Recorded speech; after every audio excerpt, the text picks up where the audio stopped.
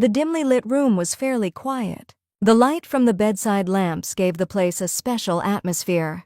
The man extended his hand towards the girl, saying that she promised to help him. Her heart fluttered in her chest from the incredible beauty of the man opposite, each time she moved closer and closer to the headboard behind her. But he asked Rosie to come closer so he could touch her. The girl realized that she couldn't disappear from this man's persistence, so she asked if they could just hold hands. The sight of such modesty brought a grin to his face. He sat down almost right next to her, amused by her words, asking if she was sure. Inside her, an internal scream was overcoming her. Of course, she wanted more than just holding hands.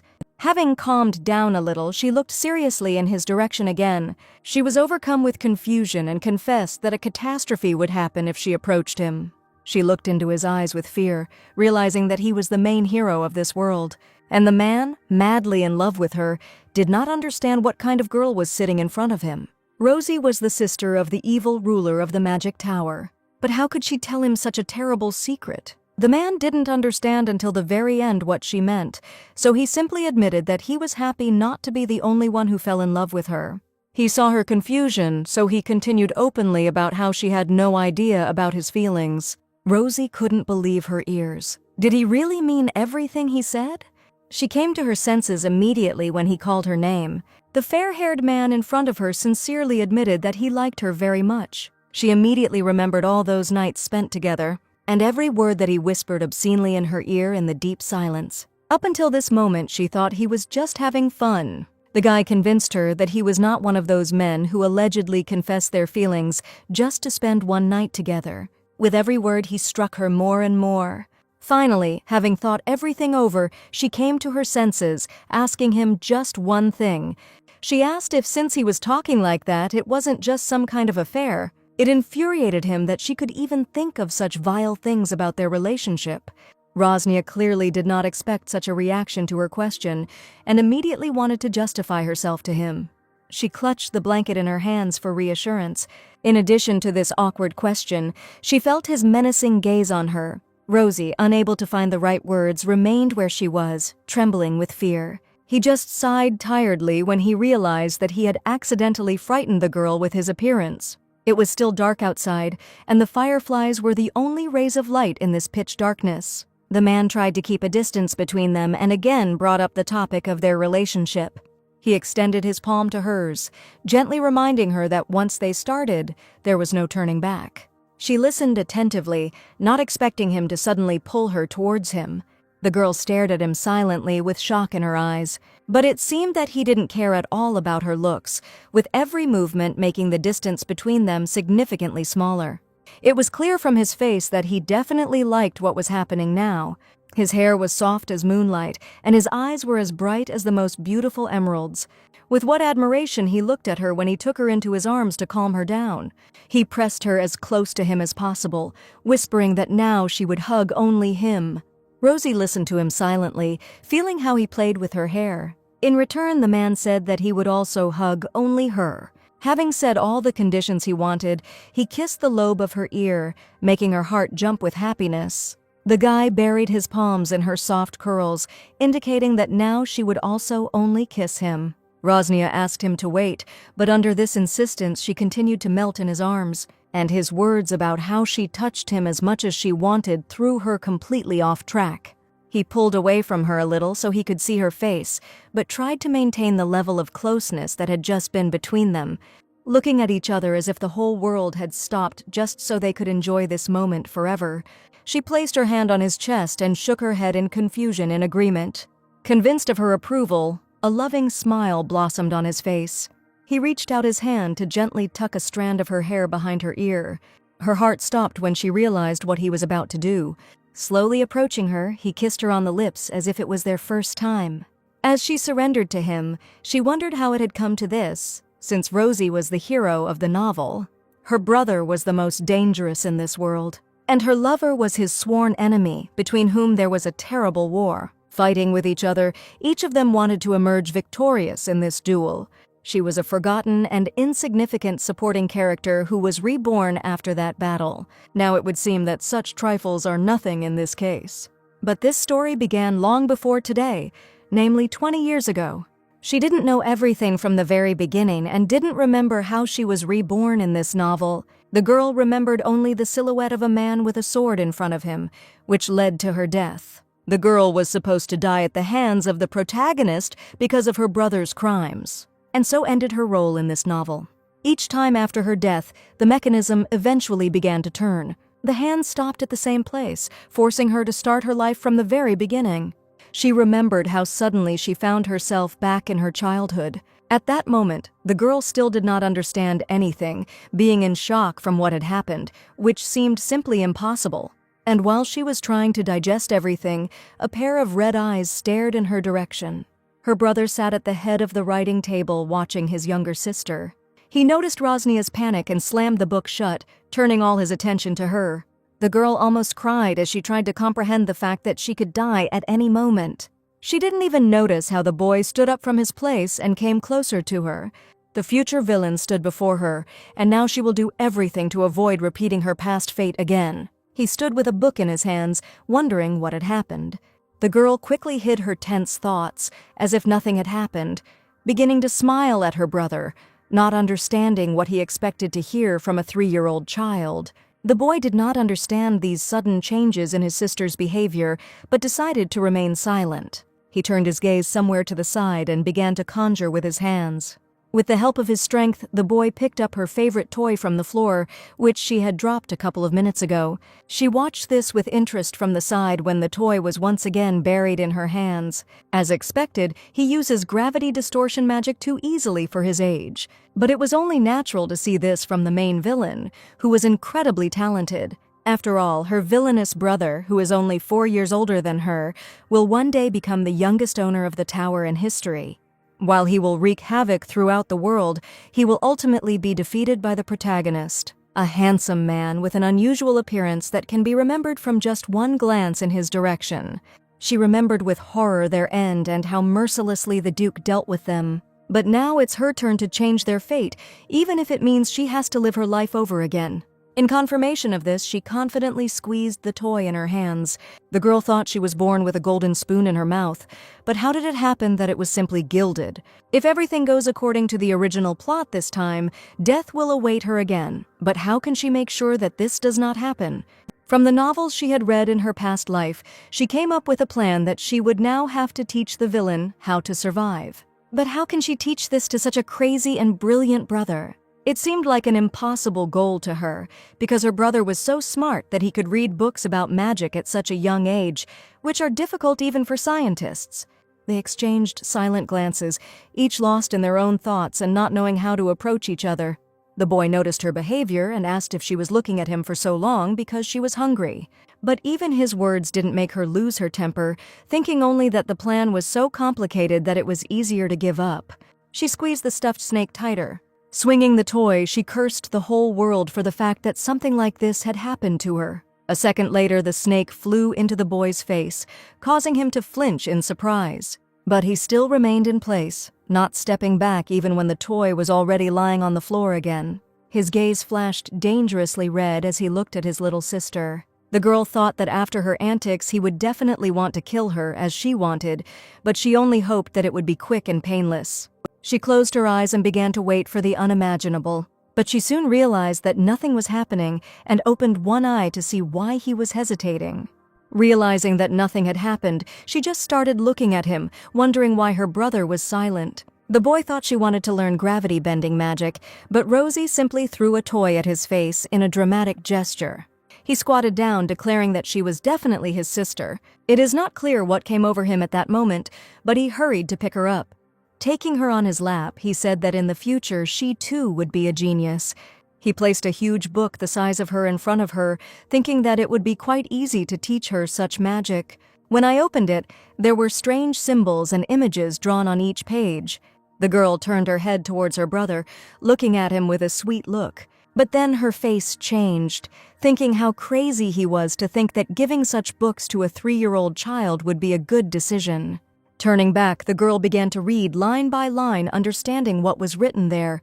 She didn't believe that she could read such a thing, thinking that she was a genius or that it was some kind of enhancement, but it seems that her brother also realized something.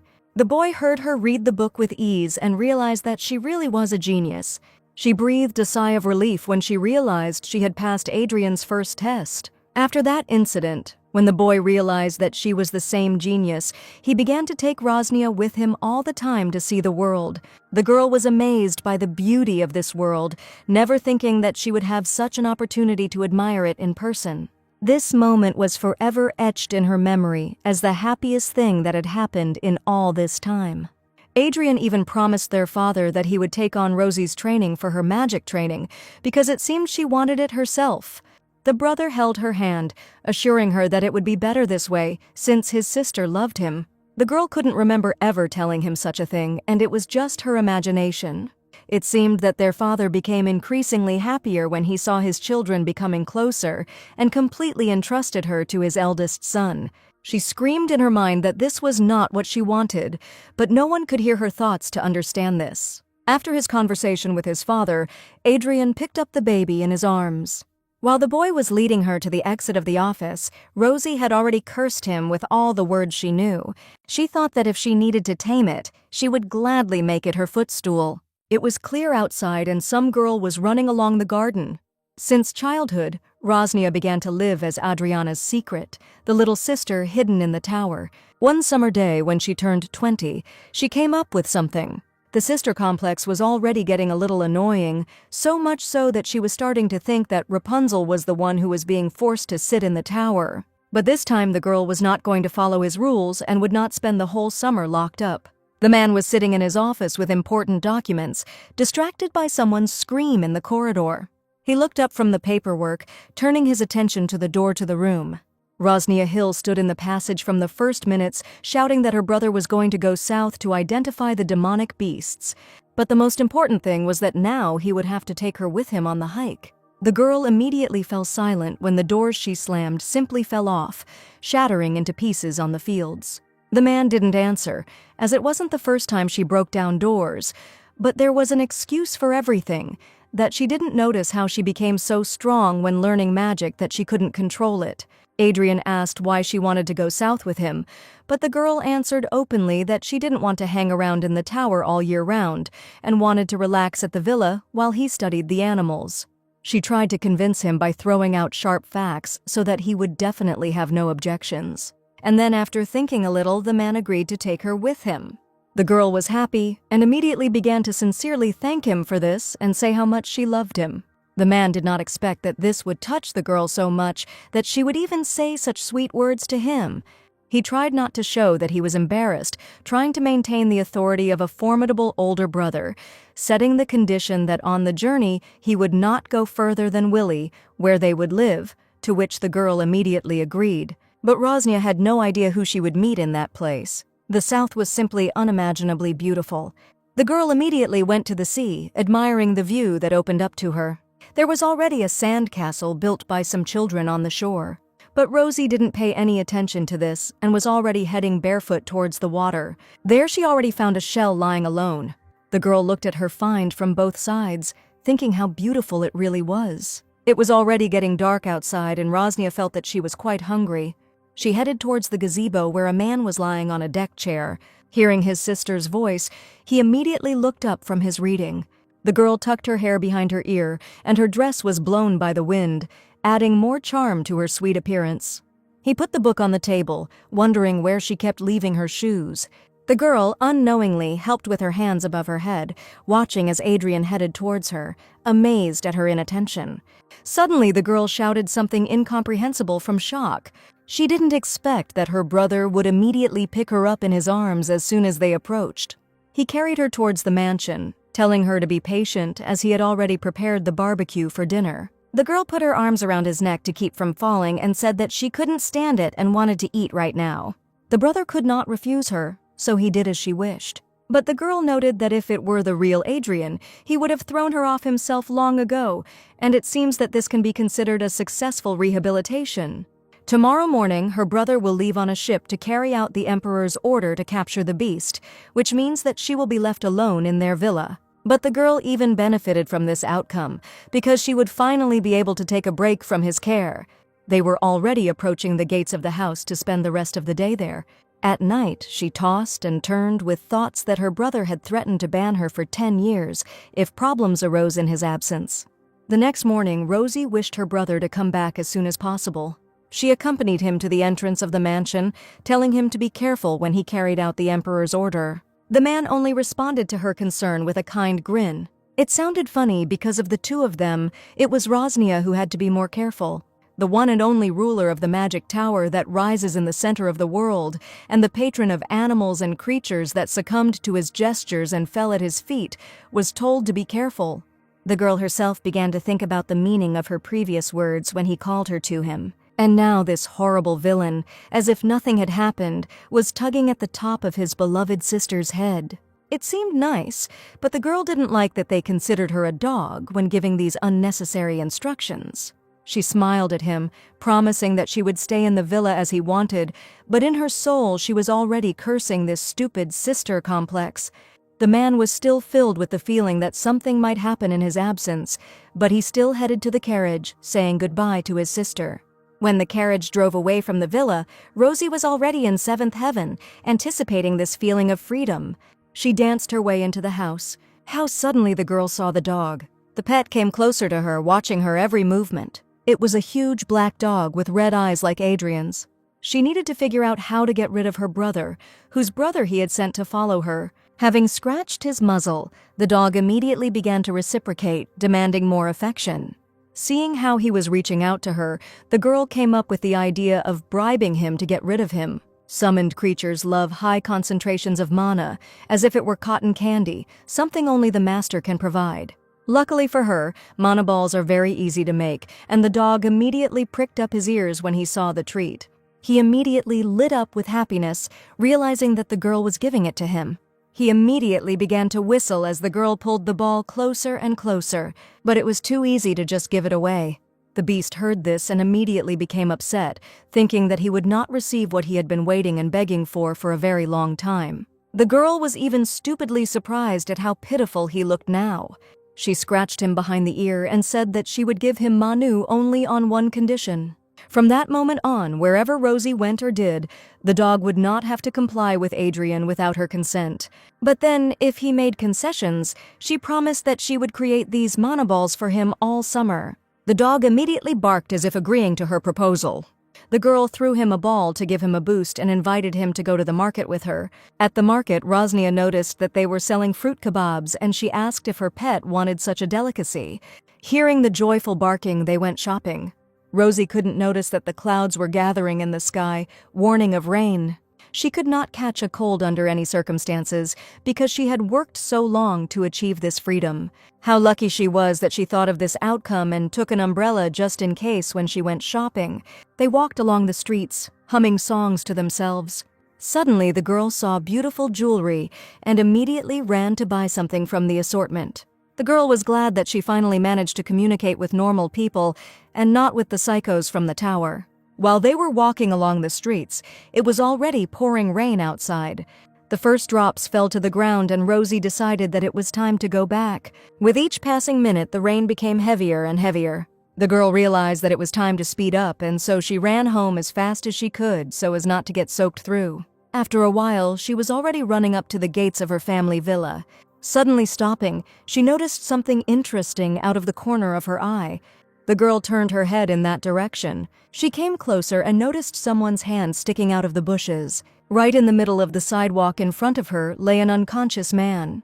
The girl was surprised, thinking what she should do with this man now. He was already soaking wet, and the girl began to think who was lying in front of her. The dog immediately felt threatened, and the girl immediately thought that it was some kind of criminal on the run. So why did this mysterious man fall on the private property of the Hill family? He had blonde hair and looked quite tall, perhaps around 185 centimeters. Rosie wondered whether it was worth saving him at all or leaving him lying there until he woke up on his own. The girl pushed him with her foot to see the face of the mysterious stranger. Shock immediately appeared on her face when she saw his true identity. His appearance was unusually handsome, and the eyelashes were as light as the newly fallen snow. In front of her lay the same man who seemed terribly familiar to her, but she could not remember why she thought so. The girl couldn't believe her eyes, wondering if this was really happening to her now. She quickly came out of her thoughts, finally noticing how the dog had been standing next to her this whole time and growling. He seemed to be enraged, ready to attack a person at any moment, sensing the potential danger to his owners. It seemed that this creature was somehow connected to Adrian, as if now next to her was not just a dog, but her brother himself. And yet the girl could not remember where she had seen him, that he seemed so familiar to her. It suddenly dawned on her, remembering where she first met him. It happened in the banquet hall of the Imperial Court 4 years ago. Among that whole crowd, he was the only one who stood out with his unusual appearance. She looked at him from the balcony, not daring to approach him for a conversation. Rosie saw him only once, but even from afar it shone so brightly that it could blind. And only after remembering this incident did the girl realize that the main character was in front of her. The sworn enemy of her family who dared to kill her and her brother in a past life. A widely known fantasy novel was called The Duke's Only Partner, in which it was written about a beautiful commoner with sacred powers. There she met the only duke of the empire, named Reincarnation. According to the plot, their relationship was in the style of a contractual relationship, and then they fell in love with each other. He had such an irresistible charm that even the most hackneyed clichés seemed so fresh. A direct example from this novel was the incident where he suddenly grabbed her hand. He begged Sierra to just look at him once and then he would do anything for her. But that was only the beginning. The next moment was when they were in the room and he asked his beloved not to leave him. The man pressed her to the bed beneath him, declaring that she was his whole world and he could not live a day without her. After all, without her he was nobody. The one and only admirer of the main character, so sweet that every girl reading this novel had butterflies in her stomach. He was also the most jealous Yandere, which was his only downside. But despite all this, he also continued to hope that she was looking forward to their first wedding night together with the same trepidation. You couldn't tell from him that he was a virgin, who had never even hugged a girl. But the techniques he used made the heroine cry with pleasure. Reading this novel, any girl would want to be in the place of this main character just to be with him. And Rosnia was no exception, remembering how in her past life she flowed through Ruvelin. Probably she hit her head on the bed, which is why she ended up in this world. Finally coming to her senses, she realized that now it was not as important as helping this man now. She knew it was a bad decision to let her brother's sworn enemy into their home, but he was too hot to just leave him to die on the streets. Using magic, she lifted him into the air, and when she ran inside the house, she threatened the dog that if he continued to bark, he would not receive another ball of mana as a treat. Having placed him next to the fireplace, she somehow removed his completely soaked shirt. But there was another problem. What should she do with his wet pants? With every glance at him, the girl could not stop thinking all this time about how beautiful his body was. But this was not surprising since the main character was lying in front of her. Even unconscious, he was simply amazing. If Rosie had seen him more often, she would have definitely fallen in love with him because he was her type. But the question still remained open. What should she do with his trousers? At first she wanted to leave everything as it was, but then she remembered that because of this, he might catch a cold. Thank God, she remembered in time, that she could change his clothes with the help of magic, and she wouldn't even have to look at him again. Once all this was over, she turned towards him again. The girl gasped when she saw the result of her work. Because of all those muscles, the shirt hugged the man's chest tightly. Moreover, it was very short, which could not help but emphasize his graceful legs. Looking at this, it seemed as if he was wearing a mini dress and not a men's shirt. Now, all that remained was to move it to the bedroom on the first floor. After they were in the room, she laid him on the bed and began to give him medicine for the fever, making sure that the guy drank every last drop. The girl was even surprised that the man's temperature rose so suddenly. He mumbled, trying to utter at least one word, but still did not resist taking the medicine. The girl couldn't help but think about nothing but how strong the Duke's charm was. Completely immersed in her thoughts, she didn't even notice how she accidentally spilled the liquid. The man silently watched the girl with his eyes half open. Suddenly, he raised his hand, which made Rosie surprised. She didn't expect him to suddenly grab her wrist and pull her towards himself. The only thing the girl managed to do at that moment was scream in surprise. A second later, he had already pushed her onto himself. He buried his fingers in his wavy hair and pulled her as close to him as he felt like. His eyes opened slightly, slowly regaining consciousness. Seeing the girl in front of him, the man thanked Rosnia for saving his life. But what else could she have done? She explained to him that there was such a thunderstorm raging outside that he would have simply died. The girl looked clearly into his eyes, watching his reaction. Rosie couldn't get over the fact that he could remain so handsome even when he was sick. Ruvalen said he would like to know the name of his benefactor who saved his life. The girl was taken aback by his question, not knowing how to react. Should she have told him that she was Rosnia Hill, who also happened to be his enemy's sister? Moving slightly away from his face, she continued to think that there was nothing wrong with telling him who she was. Maybe this will make him hate her family less. Now he is softer towards her, and if he plays his cards right, then perhaps she will still be able to avoid death. When the calculations were completed, she gathered her strength and began to act. She looked the guy in the eyes and told everything as it was without a drop of lies. But the most unexpected thing was that the guy admitted that he was right after all. Abruptly and unexpectedly, he moved upward, knocking her back. The guy sat her on his lap, maintaining eye contact, not believing that it was really her. The girl was surprised that the Duke knew her, but how could one not know Rosnia Hill? She was, after all, the only younger sister of Adrian Hill, the only princess of the Magic Tower. It seemed that her heart was beating so hard that one might think that it would simply stop at the sight of the man's beauty. The man came even closer to her, so close that the tips of their noses touched and whispered about whether she knew the man sitting right in front of her. She was surprised that this was the first man who called her by name when they first met, since usually all people address her formally. He acted as if he was an old friend of Rosie's, with whom she spent all her time. The girl couldn't even look at him because she was completely embarrassed by such closeness. But it seemed the man was only amused by her reaction, and he only pressed her closer to him. The girl clearly didn't expect this, but she didn't resist at all, allowing him to do whatever he wanted. She was very nervous, not knowing what to answer him to the question he asked. Finally getting over herself, Rosie looked into his eyes, acknowledging out loud all his greatness and popularity. Hearing her words, the man only smiled softly at her. The girl was amazed by this, thinking that his soft side added charm to his already handsome appearance. He really was the kind of person that you would see at least once, but would never be able to forget. A silence fell between them, but no one was eager to break it first. Rosie didn't know how to react to Ruvalen, thinking that he was trying to seduce her with his delightful smile. After thinking for a bit, she decided that it was time to start acting, but first she needed to get out of his clutches. When he saw that the girl wanted to move away, the smile immediately disappeared from the guy's face. If she thought she could just leave, she was deeply mistaken because he wouldn't let her go anywhere that easily. He wrapped his arms around her waist and buried his nose in her hair. Rosie didn't know what to do in this situation, so she immediately asked him what was going on. The girl was scared, thinking that he felt ill again because of the fever, but everything was not so simple. The guy kept whispering her nickname as if she could disappear at any moment, but how could he act so casually with her if they had only met once? And all this deathly silence in the house made the situation more and more difficult for the girl to understand. He was acting very strangely, and Rosie couldn't calm him down, but he didn't seem to hear her.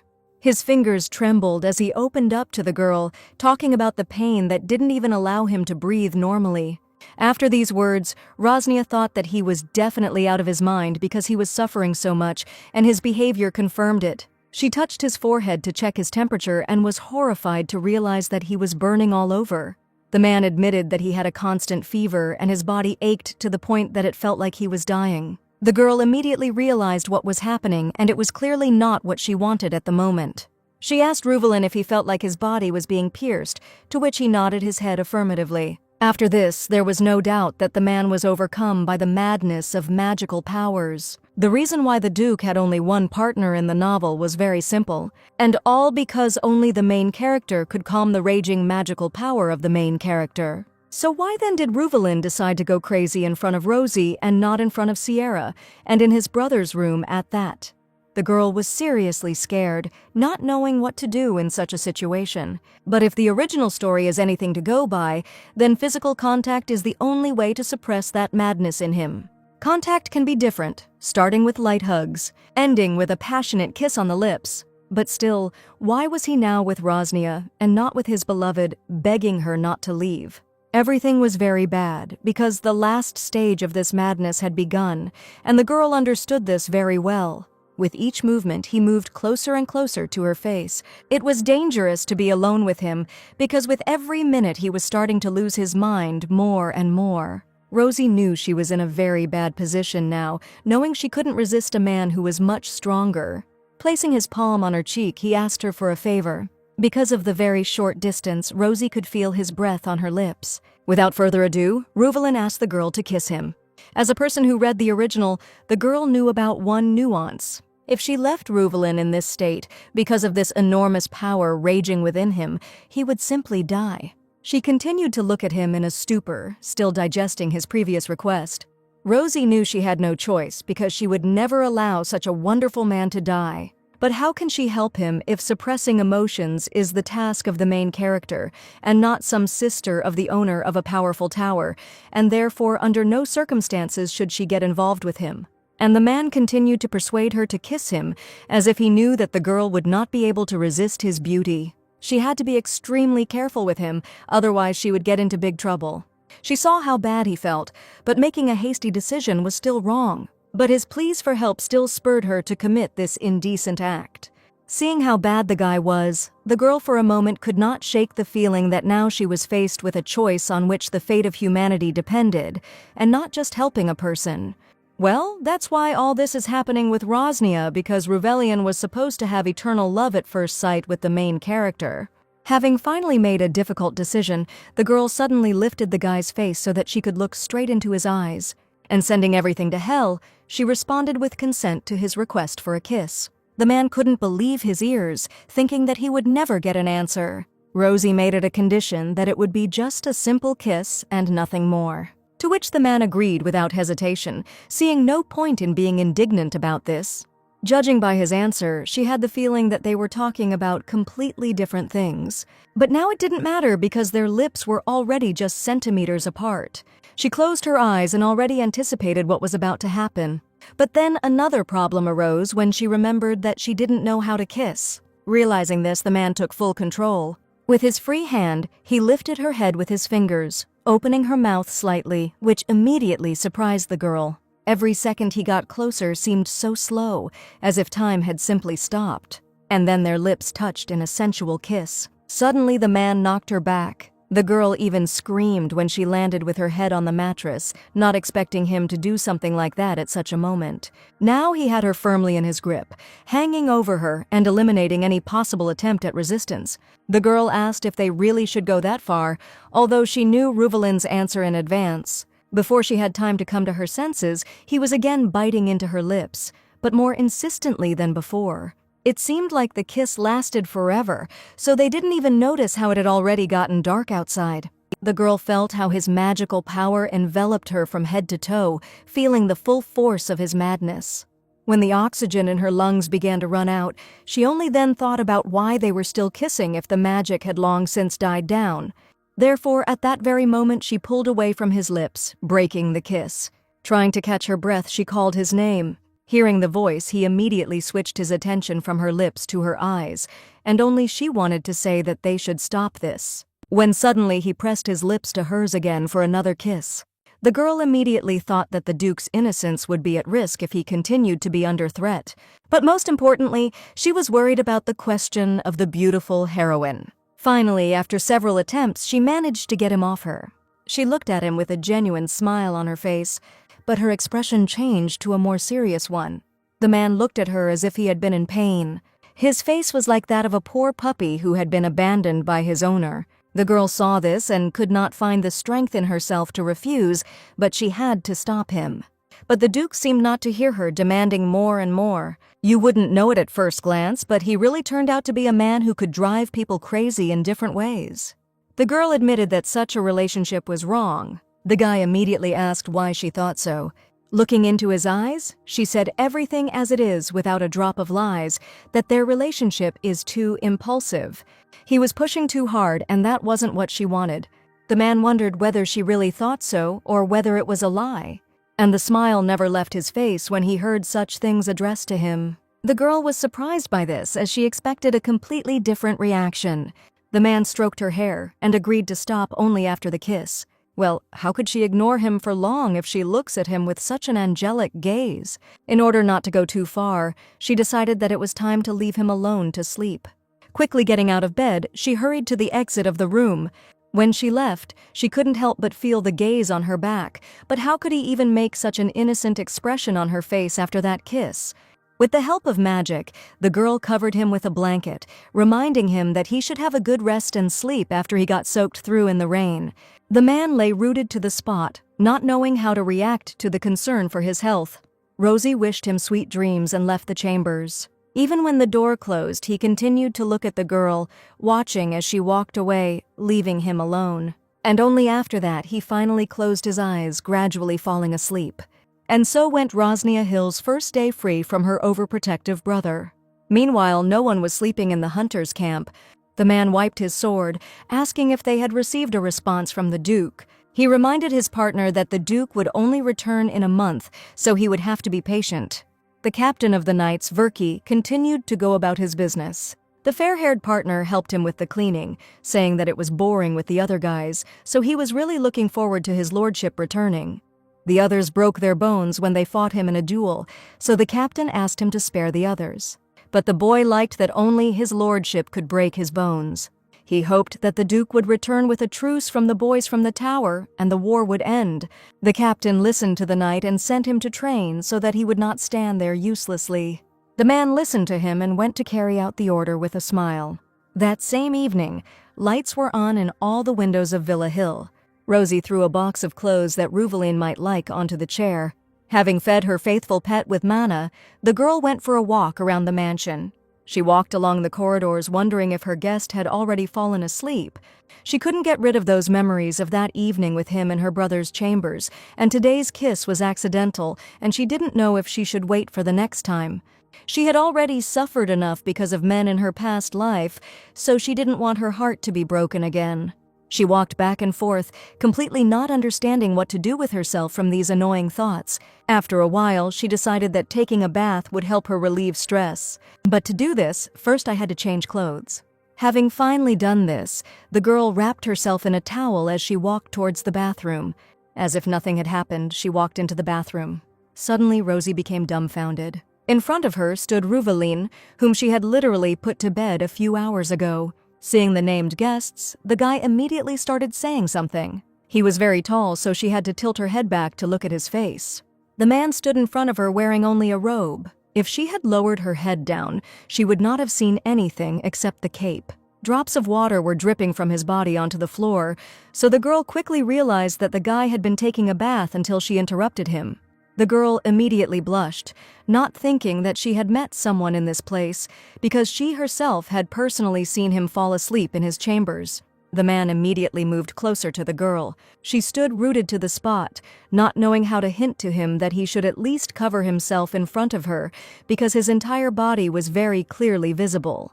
Rosie backed away, wanting to get out of the room as quickly as possible, when she accidentally slipped on the wet floor.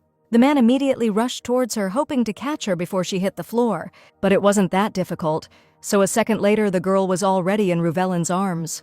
She was completely taken aback, and so she grabbed his shoulders in fear, afraid of falling. Only then did the guy explain that he couldn't sleep and so decided to take a bath, but somehow forgot to warn about it.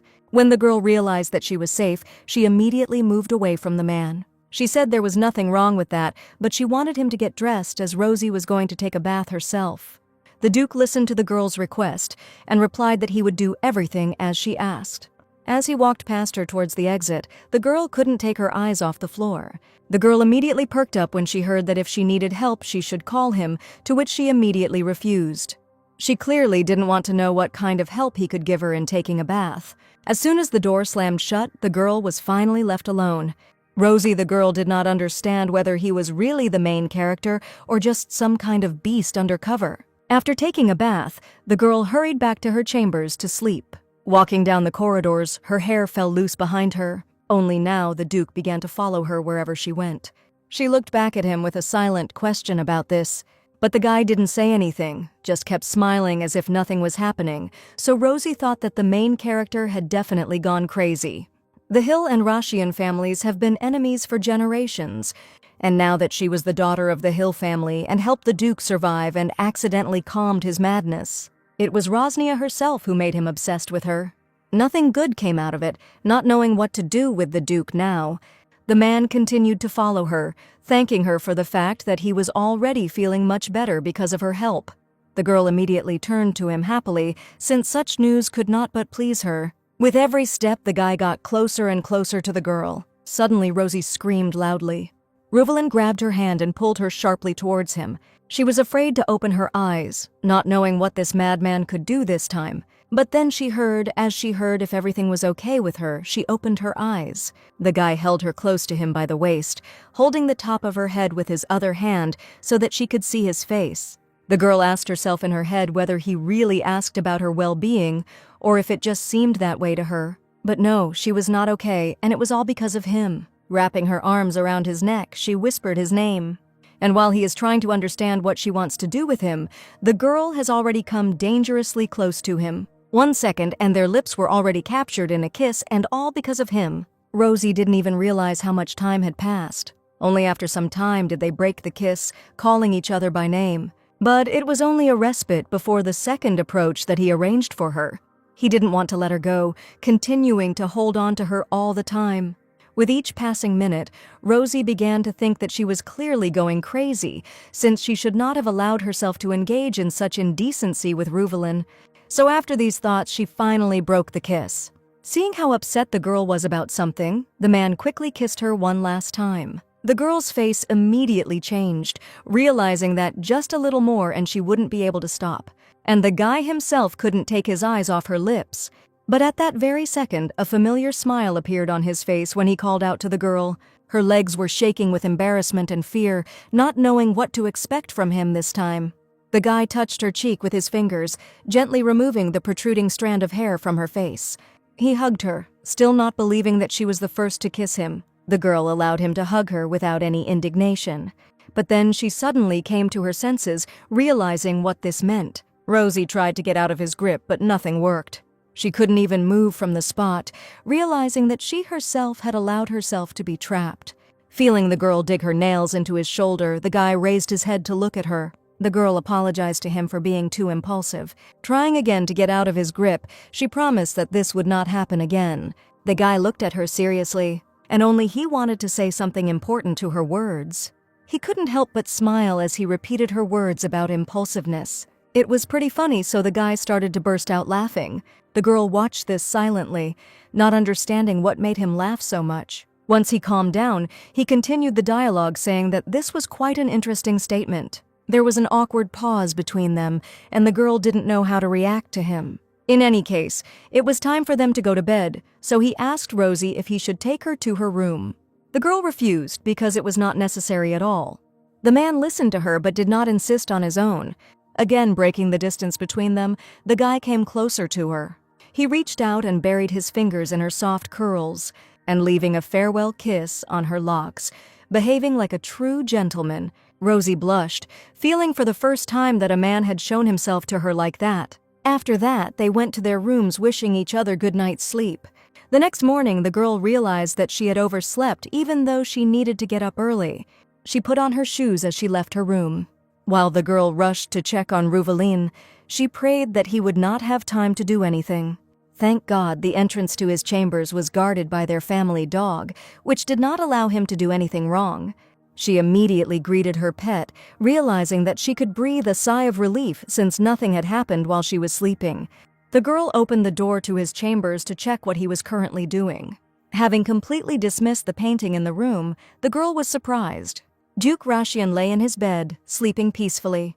She came closer to his bed, telling him to wake up because it was already morning outside. The girl repeated it several more times until she decided to simply turn it over her shoulder. But only she managed to see that he woke up and somehow react. He quickly pulled her hand towards him. Laying her on top, he embraced her, burying his face in her hair. She remained lying there, not even knowing what to say to such abrupt changes. But the guy quickly turned over, laying her down next to him and falling back into sleep. What kind of person was he if he even kissed her on the cheek in his sleep? The girl reacted quickly and hit him in the back so that he would finally wake up. But even so, he did not immediately understand what was happening and began to wake up only after some time. Opening his eyes abruptly, he immediately released the girl from his embrace. Finally free from his grip, she was able to finally catch her breath. The guy even blushed, not expecting such behavior from himself. He apologized to her for this because he thought it was a dream, making such a cute face on top of that, so that she would have no reason to be angry with him. Even his handsome face was beautiful. But what if she didn't care about his appearance? How would he have acted differently? She got out of his bed, telling him to get ready while she waited in the living room. He continued to smile, realizing that he had won the situation. But that wasn't as important as her plans for today. After breakfast, the girl suggested that they go see the sea together. The view of the sea was simply amazing as always, but it seemed that Reuvelin was watching the girl more than the scenery. She noticed his gaze and asked if he was enjoying their walk. The man didn't even hide the fact that she attracted him more than the memorization of her appearance. It was just crazy. The girl thought that she would pinch him right there for such a charming smile when he started flirting. They walked along the riverbank, enjoying each other's company. She still couldn't let go of their recent conversation, thinking that after all, he was just that kind of person. Rosie noticed that he was looking somewhere and asked what he noticed there. He replied that the guys in the distance were looking at her all the time. The girl didn't understand which guys he was talking about, so I decided to look in the direction where the man's gaze was directed. Along the shore stood a group of men talking to each other. One man started whispering something to another when he noticed that the girl was looking straight at them. The reaction of his interlocutor was very suspicious, observing that he even jumped on the spot from her words. Rosie and Reuvelin walked past them as if nothing had happened, while the girl thought that this was happening because the guys were admiring her beauty. If it weren't for the Duke here but her brother, he would have already gone crazy, threatening to gouge out their eyes. These thoughts immediately sent a chill down my spine, but that wasn't the whole problem. Only now did the girl notice Reuvelin's reaction to those men, and it clearly did not bode well. People noticed this too and were seriously scared. A second later, Hill watched as they ran away as quickly as possible, disappearing from sight. Without even really understanding what had happened, the girl continued her walk, enjoying the presence of the man next to her. She said that from now on she would only look at him. The man smiled, hearing her confession, and asked why she liked his face so much. Rosie laughed, clearly not expecting to hear a question about such obvious things. Since their topic has reached such a point, he must first answer what he thinks about her. She herself knew that she was quite cute, but what did such a picky person think about her? With each passing minute, waiting for an answer, she began to think that maybe the problem was that the girl was not his type, and that was why he was thinking for so long. But suddenly he stopped abruptly. The guy turned to her, forcing her to pay attention to him. His hands gently grabbed her in a strong grip as if the whole world had frozen just for them. He admitted that Rosie always looked stunning to him. It seemed to him that it would be better if he put it out there to get wet in the rain. She looked at him questioningly, expecting him to explain the meaning of the words to her. The guy continued saying that even then she would still have helped him. He knew this, and in a possessive gesture he pressed her to himself, giving her time to think it over. After a walk in the late afternoon, they returned back to the villa. Reuvelin told the girl that he would cook them dinner so that she could relax and take a bath first. She was even embarrassed by this courtesy, because she didn't even know that the Duke knew how to work, but the guy insisted that he wanted to demonstrate his culinary skills in front of Rosie. Was it mentioned in the original that the main character had such skills, but I still didn't argue. She couldn't shake the thought that the Duke was behaving very suspiciously. After a while, they were already sitting at the table, starting their meal. After the soup, she tried the juice that was poured for her. The girl was amazed at how delicious the dishes Reuvelin prepared. The guy watched how quickly she gobbled up the dinner he had ordered for her, and the smile never left his lips as he was pleased with himself. Unexpectedly, while the girl was drinking the drink, the Duke kissed her on the cheek. He continued kissing her, but it was clearly not what Rosie was expecting. She tried to stop him, thinking that the guy was losing control again due to the mana surge. She finally managed to push him away from her, staring at him in confusion. He seemed to look like normal, and she breathed a sigh of relief. The Duke did not resist her and only extended his hand towards her. With a slight movement of his finger, he brushed a strand of hair away from her face. Rosie was immediately surprised by his sudden change in mood, so she wondered if she should draw the line before her heart jumped out of her chest. she asked when he planned to return to the Rashian estate. The guy was embarrassed by such a question, not thinking that their conversation would turn to this, but he still asked if she wanted it. The estate couldn't remain empty without the Duke for such a long time, but it seemed that this didn't bother him at all, and he had no plans to return there anytime soon. He admitted that he would not return to the estate until he became truly dear to the girl. Why was he so eager to win her heart, as if it meant anything to him? Everything became clear to her, because his behavior served some purpose. This conversation had gone down the wrong path, and the guy immediately realized it, bringing Rosie out of her thoughts. The girl began to feel unwell and immediately told him about it. She hurried from the table, thanking him for the food he had prepared. As soon as Reuvelin was left alone, he took off his friendly mask, not hiding his true nature. Already in the room, the girl was lying in bed, dreaming that this night would pass peacefully. Rosie heard a whine and remembered the presence of her pet. She immediately fed him a ball of mana, watching with what desire the dog ate the treat. Suddenly, the girl was horrified to notice someone's presence. The manosphere transmitted a message to her. It was Adrian who sent word to his sister to return in 10 days, since the reprimand had taken less time than he thought. The girl was in shock, not expecting everything to work out as expected. She couldn't even imagine that Adrian would return so soon. She was simply doomed. Rosie didn't want to be locked up for 10 years if Adrian found out what had happened in his absence. And Reuvelin made the situation worse by adding fuel to the fire. Should she have secretly contacted the Rashian family, since they would hardly have guessed that the Duke was with the daughter of an enemy family? Too much had suddenly fallen on her shoulders, but first she needed to answer Adrian. A ball of mana appeared in the air, through which she was going to send the letter. She sent him a message that she was very glad that he would be returning earlier than expected, and was looking forward to meeting him. Filled with false joy, she hoped that her brother would like the line that said that he shouldn't worry about her, but for now she needed to stay in shape until he arrived. Having given the dog a ball with a letter, she continued getting ready for bed. For now, she is forced to continue to suspect Reuvelin and keep a close eye on him due to his suspicious behavior. She seriously had no time for romance, and she understood this perfectly well. The owl sat on a tree and hooted. In the middle of the night, when everyone was asleep, only this bird showed signs of life. Rosnia slept soundly and nothing interfered with it. Opening her eyes, she tried to begin to come to her senses. She didn't even remember how she fell asleep, but why the bed seemed so hard to her.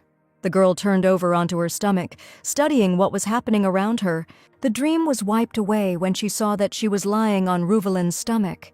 He looked at her, remembering the misunderstanding that happened between them at dinner. This was not her room, which meant they were still in Adrian's chambers. The guy kept talking about how hard his heart had been beating since he saw Rosie. He lifted her face by the chin to see her reaction. Now he would never let her go, unless she had let him die back then. He quickly moved closer to her face, leaving no space between them.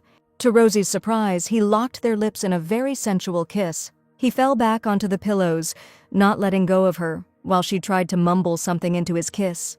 Anyone could see with their eyes closed how much he desired her, but she needed to know the real reason. Breaking the kiss, she whispered his name. He immediately smiled, waiting for the question she wanted to ask. But he immediately fell into a stupor when Rosie asked about his experience. There was a very awkward pause between them. The man asked what exactly she meant by experience, but it was clear that Rosie was referring to his intimate relationships with other women. He grabbed her wrists with both hands in a strong grip. It was clear that he didn't particularly like her question. The girl didn't understand why he was angry over such a trifle, but Reuvelin immediately became embarrassed, not understanding who she took him for. He was an extremely popular duke, so she asked about such things. The guy sighed sadly, showing with his whole appearance that he was hurt by her words, but he still admitted that she was the only girl. After all, he had never had such closeness with anyone before, and also in his world there is only Rosie and no one else. It was a very sincere confession, and you could see it in his eyes. The girl felt the atmosphere in the room change and immediately began to apologize for such a stupid question. He looked at her with the same loving eyes, watching her apologies, but immediately stopped her, seeing her remorse because it was expected, since their relationship was still extremely unclear. She immediately stopped, silently looking in his direction. She made another cryptic remark to herself about his lack of confidence. So she asked the most important question that she had kept to herself for a long time, about why he was unconscious on her family's private property. The smile immediately disappeared from his face upon hearing this. But Rosie didn't care, as getting an answer was much more important. He thought for a moment, searching for a suitable answer, but he just as quickly asked if it was really that important for her to know about this. This was very suspicious, which made her even more determined to get an answer out of him. The guy was very persistent and didn't want to tell her anything about that incident. She asked him not to run away from the answer, and then he said that he didn't remember anything. The girl was embarrassed by what he just said. He really didn't remember anything until he came to his senses and found out that Rosie had saved him. It was for this reason that he did not want to return to the duchy until his memories returned. He pulled the girl closer to him. Looking into her eyes, he admitted that communicating with her was good for him. That's why he wanted her to let him be there. Touch when he wants, kiss and be inside. He held her as close as possible, deliberately whispering all these obscenities in her ear. It was still night outside. The moonlight penetrating through the windows illuminated the chambers. Rosie's long hair was scattered all over the pillow.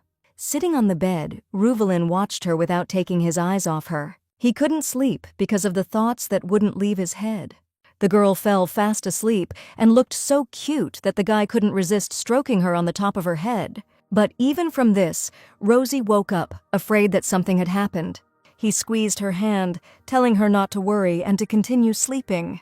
Seeing her so confused, he couldn't help but smile. The girl realized this and fell back asleep, saying that she was very hungry. The Duke heard her strange muttering in her sleep and did not understand why she wanted to eat right now. But even this made her even sweeter, and he couldn't help but notice it.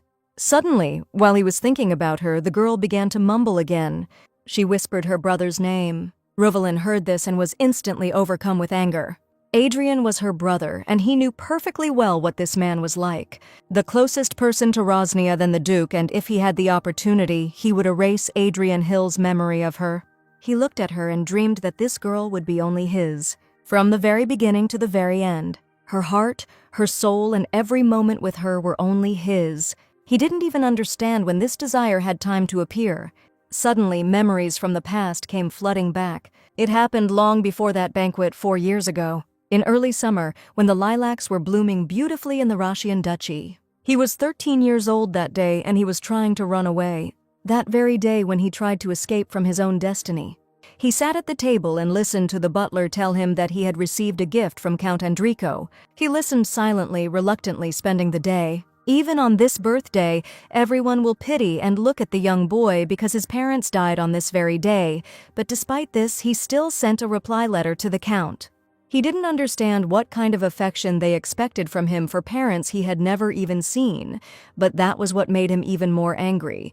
Everyone just thought he was a good, quiet boy, which was complete nonsense. He closed his eyes, trying to somehow distract himself from all this fuss. But he also remembered that no one would forbid him from occasionally spending his birthday in peace. That's why he headed towards the mountain of gifts that were given to him. The letter was the only thing he had. On the day the boy ran away from the estate, this was the only thing he left behind. There was a genuine smile on his face as he thought that he would finally be free. It all started from that day, but at that moment, he didn't know anything yet. He sat alone, lost in his thoughts. The train made its final stop, completing its journey. There were people walking through the window, but the boy was only confused by the fact that the train should have been faster. The place he arrived at was Ives Station in the southern part of the Russian duchy.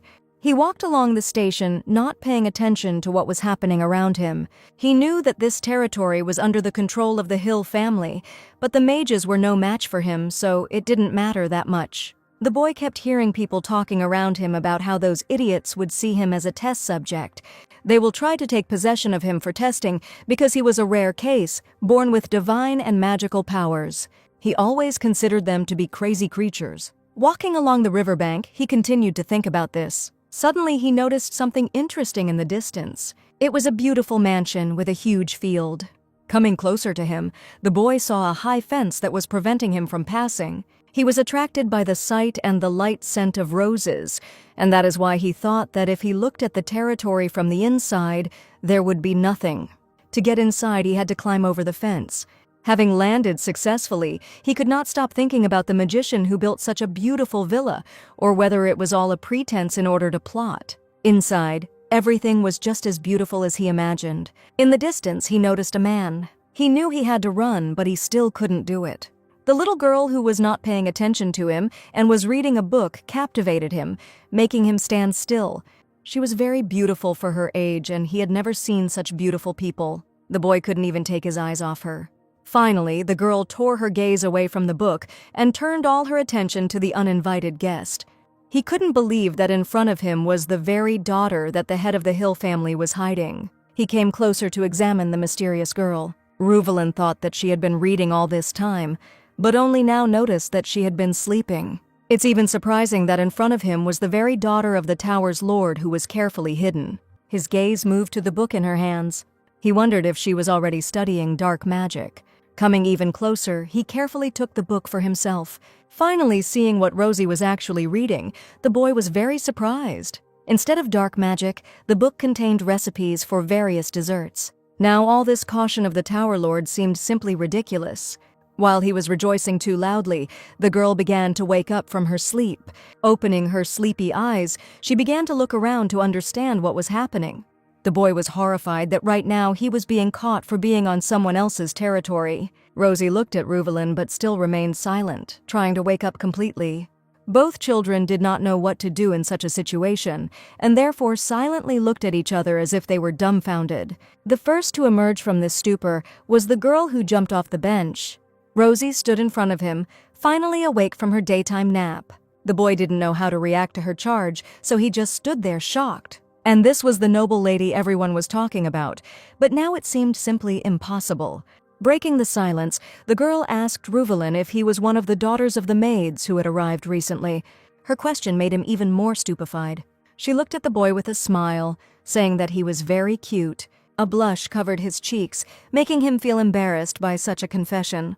Something incomprehensible was coming out of her mouth, and she was not even able to answer it. So the boy ran towards the exit of the garden while the girl shouted after him. He rushed into the distance without turning around at her cries. I couldn't get her terribly sweet and innocent look out of my head. Remembering this, the boy's face turned red as a tomato. He continued to run without stopping for a minute.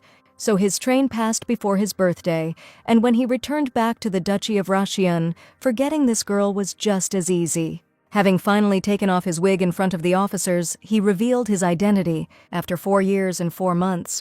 The guy received a letter of invitation from the Empress in any case, again trying to introduce him to her youngest daughter. He had no choice but to attend the ball, so he ordered his servants to prepare his evening attire. The butler bowed before him, asking if he needed anything else. The guy immediately refused this offer, but the only thing he wanted to clarify was that the clothes should be in blue tones. And so the day of the banquet arrived. In the hall, everyone was dancing in pairs, not paying attention to what was happening around them. Reuvelin approached all the lonely girls standing there, greeting them. While he was deep in conversation, he couldn't help but think about the Hill family, as they were supposed to attend today's event. Suddenly, a commotion began at the entrance to the palace, attracting the attention of everyone present, including the Duke himself. At the door were Rosnia Hill and Adrian Hill walking into the ballroom. The eldest son walked at the head, showing in every way that he was serious for his age. Everyone present began to whisper among themselves that the tower's master had finally arrived. But Reuvelin no longer cared about this. The crimson hair he had been thinking about all these years came into his field of vision, still as beautiful as he remembered. Rosnia stood there before him, already grown up but already alive and not in his head. The guy opened his mouth and couldn't describe in words how surprised he was to see her here. She was very different from how he remembered her 4 years ago as a little girl. Now Rosie was walking next to her brother, chatting animatedly about something. Now all eyes at the ball were drawn to her alone. Suddenly, the crown prince approached her and invited her to dance. He admitted that he was very surprised that Rosnia Hill herself would come out. Reuvelin watched her from afar, completely darkened by what he saw in front of him. At this time, Rosie was dancing with all her might in the center of the hall with the prince. They were laughing and looked too happy together. Seeing this picture in front of him, he had one question in his head. Why did they decide to show it to the world now, and not decide to hide it forever after it was carefully hidden all these years? And now this damn crown prince is dancing with her, so why not just strip him of his title for this opportunity? Having come to his senses, his face immediately changed, not understanding why he was even thinking that way. Turning his head to the side, he noticed Rosie's brother, and judging by his face now, he was also not in a particularly good mood.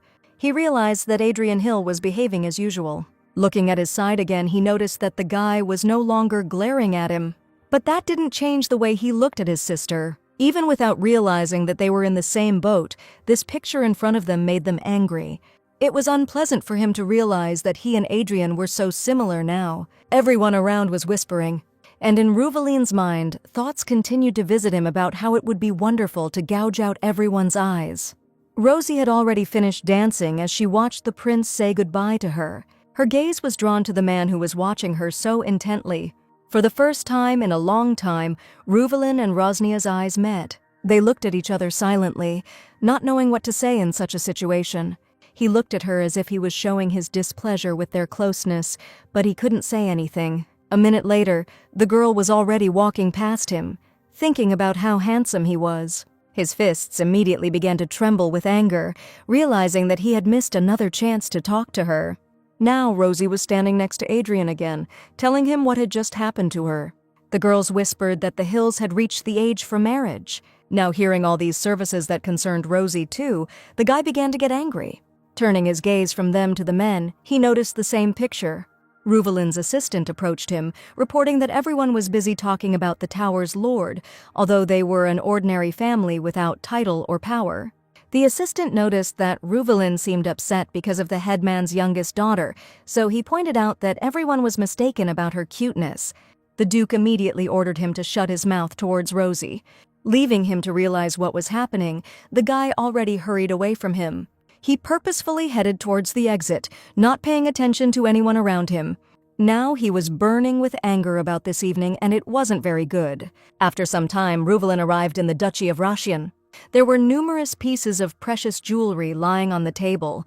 The assistant thought that the Duke had definitely gone crazy to decide to collect such things. He looked like he usually did, but that wasn't the only strange thing, because right now, for some reason, he was picking up a recipe book. But apparently he is just bored with his life. The guy peeked from behind his book, watching the strange behavior of his assistant. Then a little later, in May, Ruvelian gave everyone instructions regarding the remodeling of the garden. Everyone listened to him attentively, but no one could say a word against his decision. After all, in the summer, the Russian flower was lilac, and then suddenly, like an unexpected guest, a rose of a mysterious color appeared. The boy watched the garden from his chambers, immediately remembering Rosnia Hill. It was the flowers that did not understand about her, forcing her to stare at their beauty without taking her eyes off it. The more he thought about it, the more he wanted to see her. He asked his assistant how he could meet Rosie, but that was clearly not what he expected to hear from the Duke. Damn, Adrian Hill kept ignoring the emails the guy sent. The still shocked assistant asked again if he had misheard when he said Adrian, but the guy admitted that there was no other way to contact Rosie directly, and it was simply outrageous. He was already beginning to think that the Archmage was holding his sister captive. Hearing all this, he hastened to stop him from making such hasty conclusions. The Duke asked if there was any way or not because he was smart, so he clearly knew what to do in such a situation. He admitted that back then in the banquet hall he was confused and didn't know what to do. But now, if he knew that this would happen, he would try to talk to her, and even better if he simply kidnapped her. While he was walking around the room, the assistant only now noticed that Ruvelin had completely gone crazy. A little later, under the influence of an unusual obsession, he finally found a way to meet Rosnia. All the similar ones noticed a huge dog at the station that looked like a wolf. She looked like someone's pet and was very similar to the magician's dog. She was white with green eyes, looking like a retriever. And only then did the problem of the entire meeting become clear: Ruvelin was not in human form. Having already landed on the territory of the Hill family villa, the guy began to put his plan into action. Why did he come here earlier if his assumptions turned out to be correct? He tried to get rid of these feelings for so long, but in the end he still came here. Looking around, he continued to search for Rosie. She was not on the bench where he first met her. There were no flowers or bushes around either. Having examined all the possible territory, he began to feel sad at the thought that he would never meet her again. Suddenly, a girl stood up in the distance. The guy heard a familiar voice and immediately became happy. Rosie stood in front of the dog and couldn't believe that there were animals in this place. It was very interesting because she had never seen animals on private property before. Rosalind still couldn't believe that he was finally able to meet Rosie. At the same time, Rosie had already hurried to get closer to this incredible creature in front of her. Just one movement of her hand in the air, and Rosalind was already happier than ever before. He immediately lay down on the sidewalk with his belly up and wagged his tail as if he had seen his owner. And only now did it dawn on him what he was doing. The girl did not expect such a reaction from the dog, not understanding what he was demanding of her. But then she quickly laughed, finding this whole ridiculous situation extremely cute. She couldn't resist him, and so she sat down and stroked his tummy. It was very warm and soft to the touch. Rosalind really liked the touch, and he would give anything to feel her palm every day. For this, he would even agree to remain in the form of a dog forever, only if he could be next to her like now. But if so, then he cannot be a lover or a groom, but that is not important now. He understood that if he turned into a human, he could scare the girl and she would run away, seeing her positive emotions towards him in the form of a dog. He decided that he would gradually get closer to her without upsetting her too much by revealing his real identity. Although one kiss on the cheek wouldn't hurt since he was in the role of a dog, this was too much. Suddenly, someone's voice caught his attention. The man walked towards his sister, wondering what kind of dog was nearby. The girl didn't even notice how he approached them, showing him what a cute dog she had found. She asked if it was he who brought it here to the garden. But it would be too stupid for Adrian to bring such a pathetic animal that can't even talk to the court. Hearing all these insults directed at him, Rosalind was seriously hurt. He heard that Rosie stood up for him, saying that his brother's spirit beast didn't talk either, but that's why he was spirit and not just a dog. The Duke thought that the magician began to guess that in front of him was not an animal but a person, so he decided that it was time to get out of here. Damn that hill. If he had been caught on the territory of their villa, it would not have ended well. A second later, the dog was already running away from this family of magicians. Adrian was already charging his magic, preparing to strike. Rosie immediately blocked his path, saying that one cannot use magic on a defenseless animal, but it was too late. The blow had already hit the dog directly on target, but immediately dissipated. The guys looked at this in shock, realizing that he was using light magic, but for the man, it meant that the dog did not know his place. Rosalind continued to run wherever his eyes looked until the strength left his body. The only thing on his mind was Rosie talking to her brother, and he couldn't get her out of his head. He didn't notice how he already found himself in the forest. Slowing his pace, he began to walk into the valley of the trees. Walking on the ground, he was finally able to transform from a dog into his human form.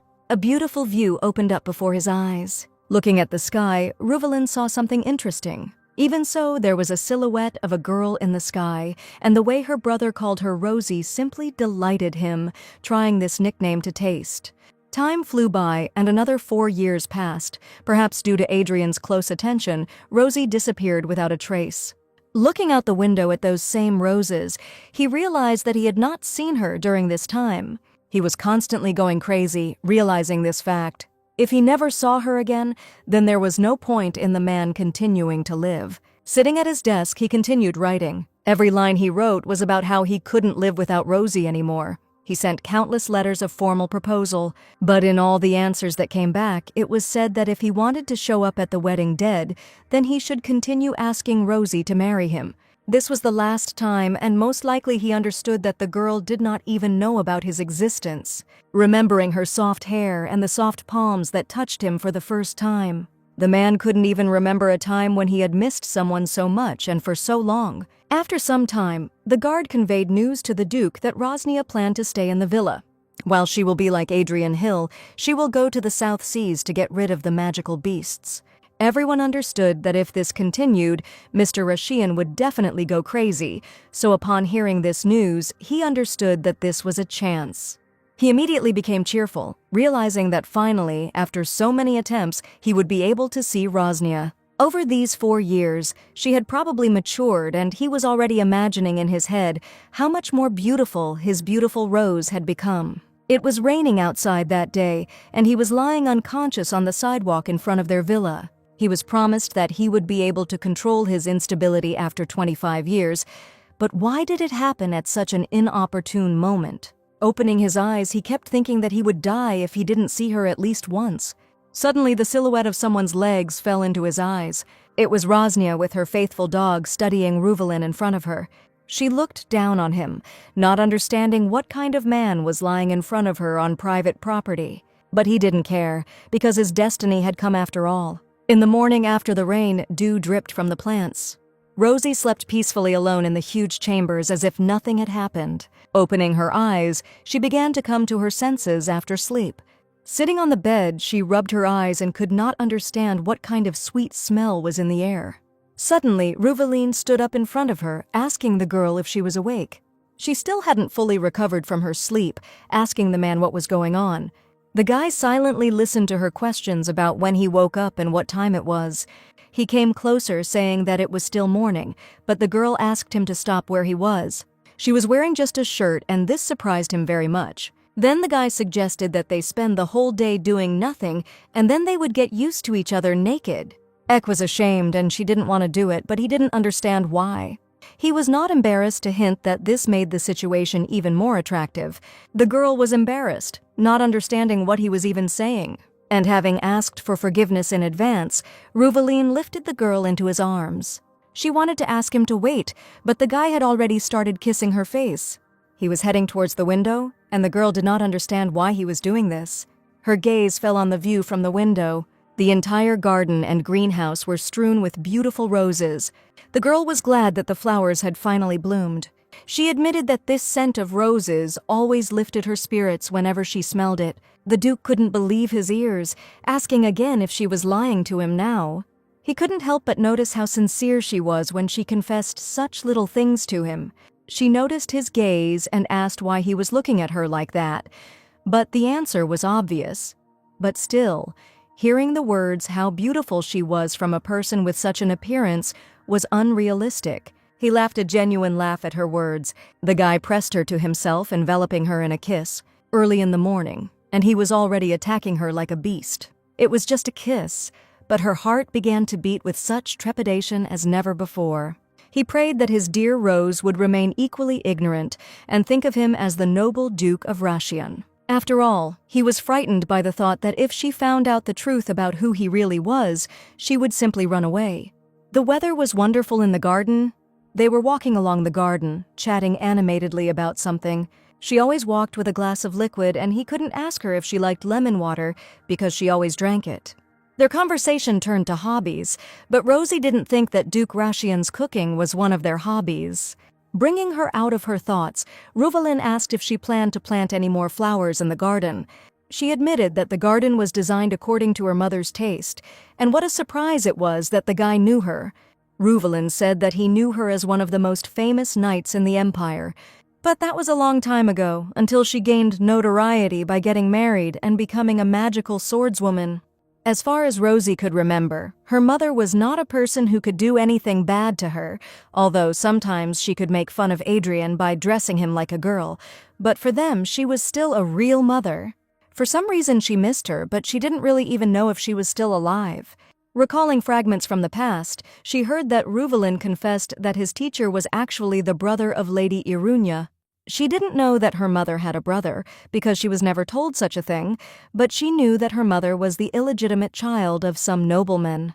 She asked what his teacher's name was. It turned out that his name was Enric Robitz. The girl couldn't believe her ears. It was that same younger brother of Margrave Robitz. On the Eidos continent, if the Hill family was the most famous family of mages, then the Robitz family was a prestigious family of swordsmen that raised the best knights. The difference between the two families was that the Robitz were loyal to the emperor, while the Hills were the opposite. The Hills are not loyal to anyone, but the founder of their family was a member of the royal family, so they were nobles by blood. Understanding this, it became clear why her mother did not tell about her origin, because this could have caused serious problems. She didn't know what to answer Ruvelin, so she continued to piss. The guy noticed a change in her behavior and asked if everything was okay, to which he received a positive answer. He recalled that it had been about 15 years since Rosie's mother disappeared. The girl could not agree with this, saying that her dad was still trying to find her, but honestly, no one understood whether he would be able to do it. Suddenly, Rosnia ran somewhere. The guy tried to call out to her, not understanding where she had suddenly run and what had already happened. Rosnia stopped near the very bench where they first met and called him to her. Ruvelin understood what kind of place this was, but he was sorry that she herself did not remember it. Sitting on a bench, she asked whether the Duke's teacher was a magician, if he had learned magic from him. Everyone called him a sage, because his teacher was, after all, both a magician and a knight. Oa thought to herself about the fact that there was a magical boy sitting in front of her, but the Roshians didn't like it when they used such expressions related to magic, but that's what made them strange. Looking into his eyes, she couldn't notice how he looked at her with a smile all the time when they were together. But she quickly changed her mind about his family, because he is none other than Duke Roshian and part of her. It was strange because the guy hated the hills, as did his family, so couldn't his kindness be feigned? Unable to bear these thoughts that were swirling around in her head, she nevertheless decided to ask. The guy turned his attention to her, and the smile fell from his face, expecting something serious. And Ruvelin was right because she directly asked him if he hated her because she was from the Hill family. There was a silence, and he just kept looking in her direction. But the guy also couldn't help but laugh at this question. I looked at him in shock, not understanding why his friend made me laugh so much.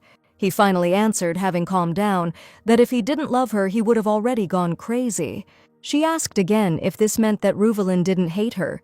Having received a positive answer, the girl breathed a sigh of relief. But she immediately became embarrassed, realizing what she said. What was so relieving about this was that it didn't matter whether he liked her or not, or she just didn't want to part with him. At least that's what she thought about it. She glanced at him and decided not to get ahead of herself, since the main thing now was to be realistic.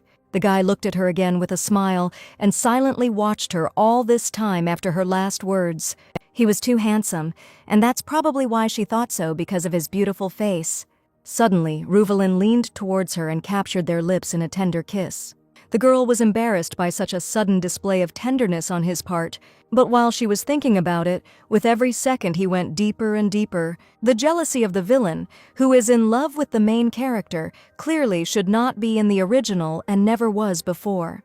It was just madness, so before it was too late, Rosie distanced herself from the Duke. He just laughed and suggested that they go further through the garden. But in fact, the guy blushed and admitted that he was now in a difficult situation after the kiss. The girl didn't understand what he meant. Well, it immediately dawned on her when she let her gaze drop to the lower part of his body. He seemed to be full of energy. After all, he was only 21, but it was also unlikely that it was because of his age. It was all simpler than she thought, and the only problem was that she was too charming. Now there was a really awkward pause, and the guy asked the girl not to move, and he would take care of everything himself. At the same time, there was a terrible storm with thunderstorms at sea. The huge ship was floating downstream, but strong waves slowed it down, forcing the vessel to balance to avoid sinking. Adrian Hill stood in his chambers and thought about life. Looking out the window, I couldn't think about my sister. He was already close to the sea monster's lair, and its mysterious location remains just as unknown. But still he couldn't bring Rosie to such a dangerous place, although the villa is not particularly safe either. Ruvelin Russian still remained the main danger for the girl, but this psycho continued to pester her, and it was unclear why, of all people, he was the one who stuck to Rosie. This union was not allowed even by God himself, since the Roshians and the Hills could not coexist in a peaceful world as an unspoken law. Now there were only 2 left, or 3 at most, and everything would change. He would hurry back to the villa and would not allow some idiots to lay a finger on his precious little sister. If they needed her so much, then let them be ready to lose their lives, but if not, then they are not even worth her little finger. It was early morning outside, and the singing of birds was calling all the people in their houses to wake up from their sleep. Rosie lay in her chambers, deep in sleep.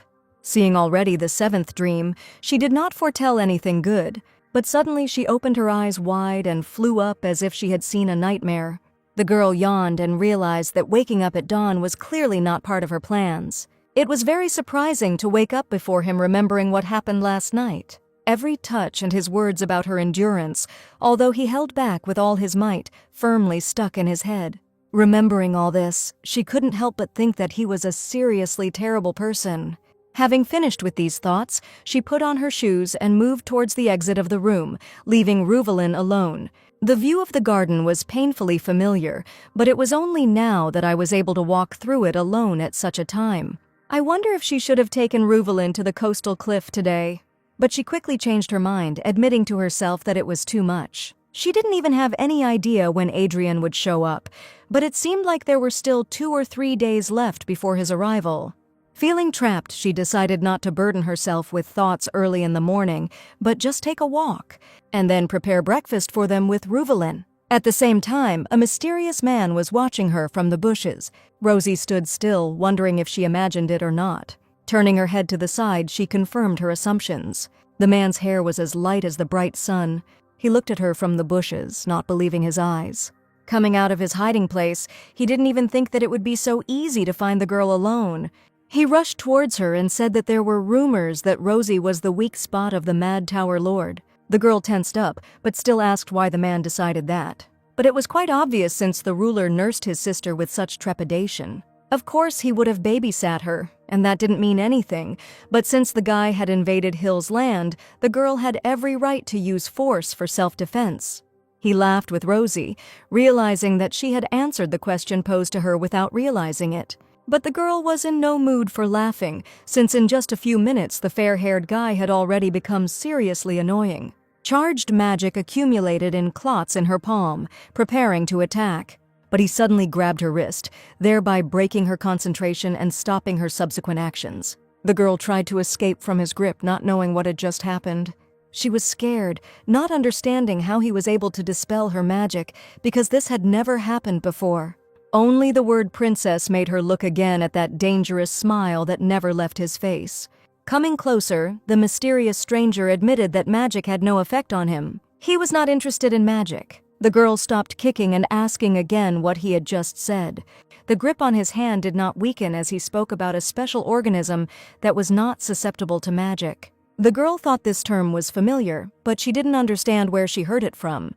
3 years ago, when Adrian became the new owner of the tower, something strange happened. They received news that magicians were conducting experiments on people, so they immediately began an investigation. All subjects were in a cave that they managed to find by chance. Standing inside, they were in shock, not understanding how this happened. People all along the space were placed in cages, having completely lost hope of any salvation. Remembering this, Rosie will never be able to erase this horrific picture from her memory, no matter how hard she tries. But among all the captives, she remembered a little boy who had a certain immunity to magic. But this boy was supposed to die that day. She didn't believe that it was the same child standing in front of her, or that it was just another similar person. Rosie finally broke free from his grip as he began to state how much he hated mages, especially the tower's master. He thought about how much he wanted to grab her and drag her into his yard, watching as the girl would cry, calling for her precious brother. This was already going beyond all bounds, but Rosie remained standing, thereby indicating that such threats would not break her. Leaving her in confusion, the guy hurried away because he just needed to make sure that she was there. A whirlpool of vortex swirled around the stranger, forcing the girl to cover herself with her hands from the force that was carrying her. The girl narrowed her eyes, waiting for what would happen next. But a minute later, the place where he stood was already empty, leaving behind only the dissipating wind. Only now did it dawn on her that the guy was talking about captivity.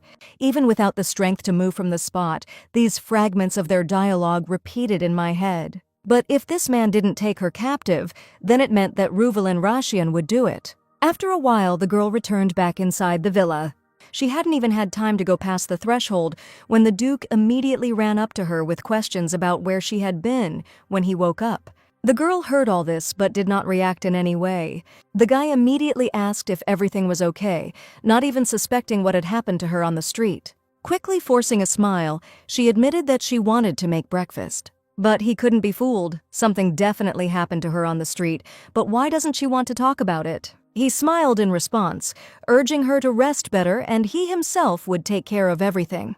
The girl stopped him, telling him to let her do the cooking today, since he always does it himself.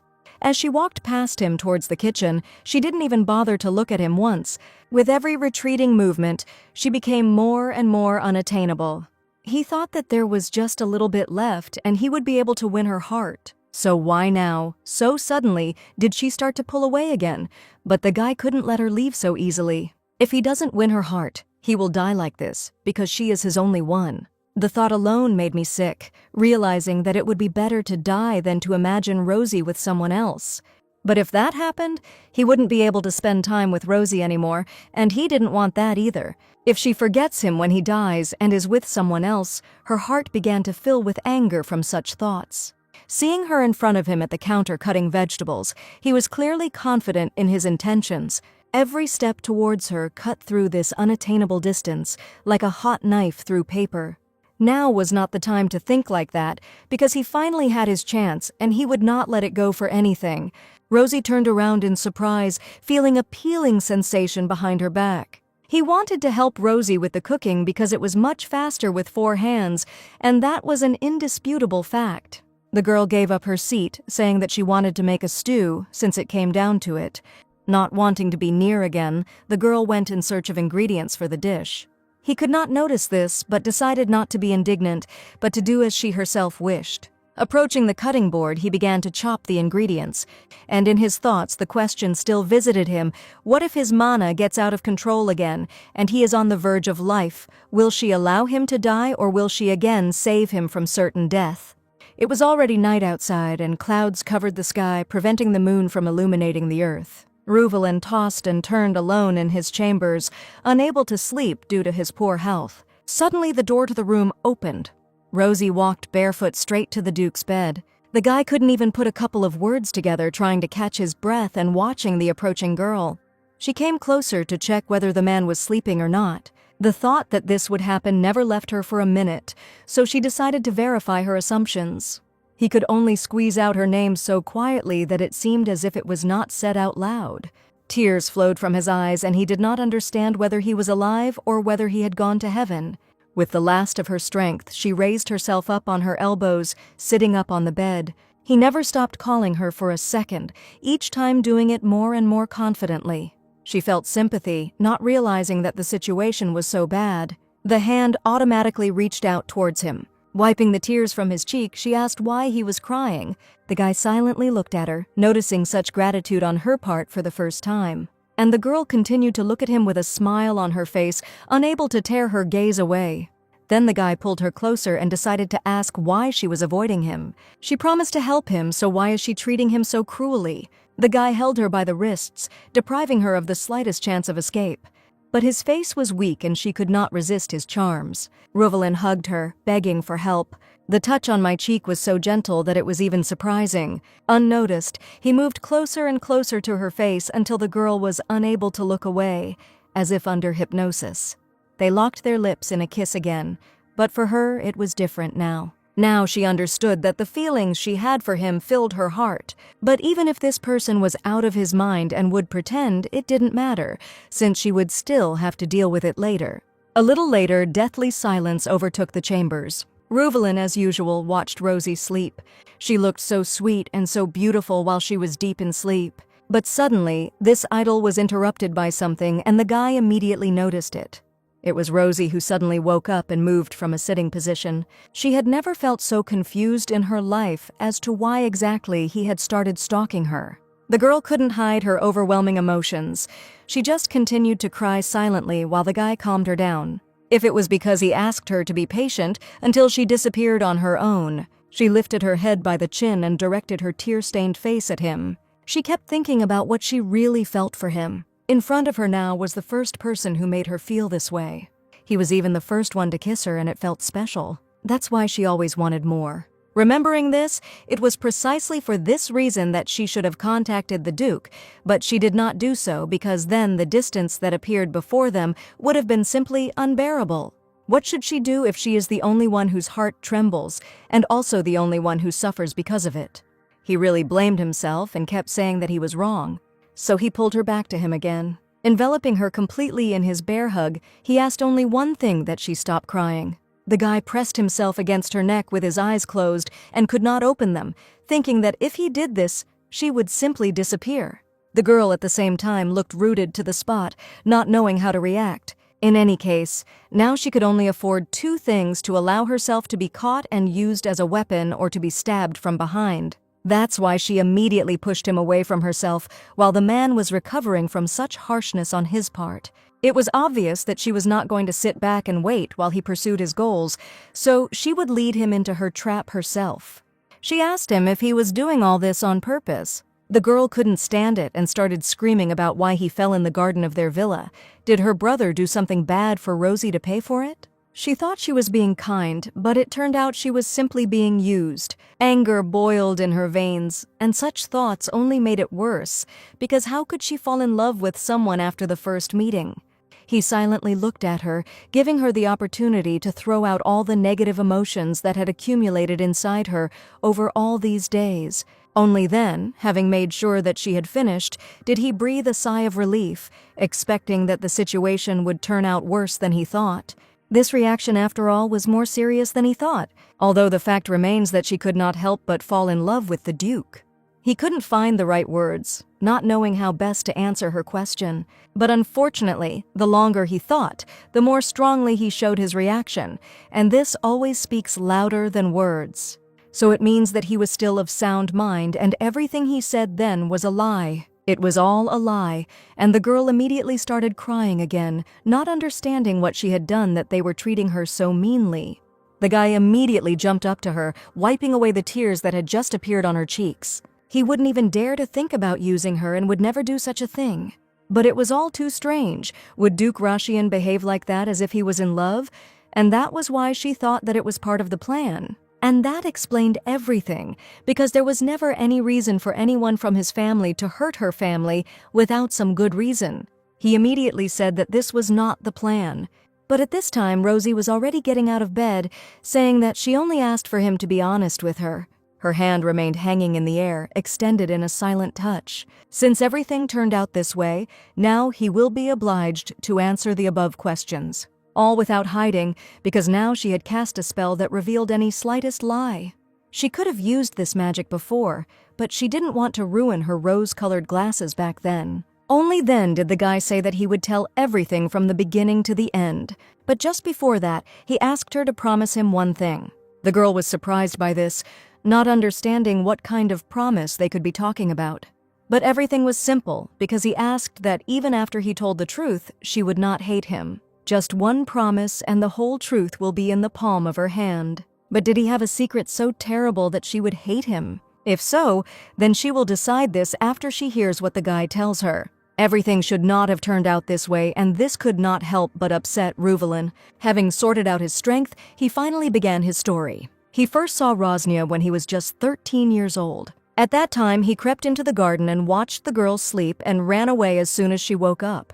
The magic of lies did not react, so everything he told her was true. But when he was 13, she was only 11 or 12 years old. It was the first time the guy felt this way. Even then, he fell in love with her at first sight, thinking that she was the only one in his life. The girl was surprised that it was so long ago, and this meant that he had liked Rosie for more than 8 years. But that was not all, and the guy recalled their meeting at the banquet in the palace. Only there did he realize how passionately he had been looking forward to meeting her. At this point, his story ended, waiting for Rosie's reaction.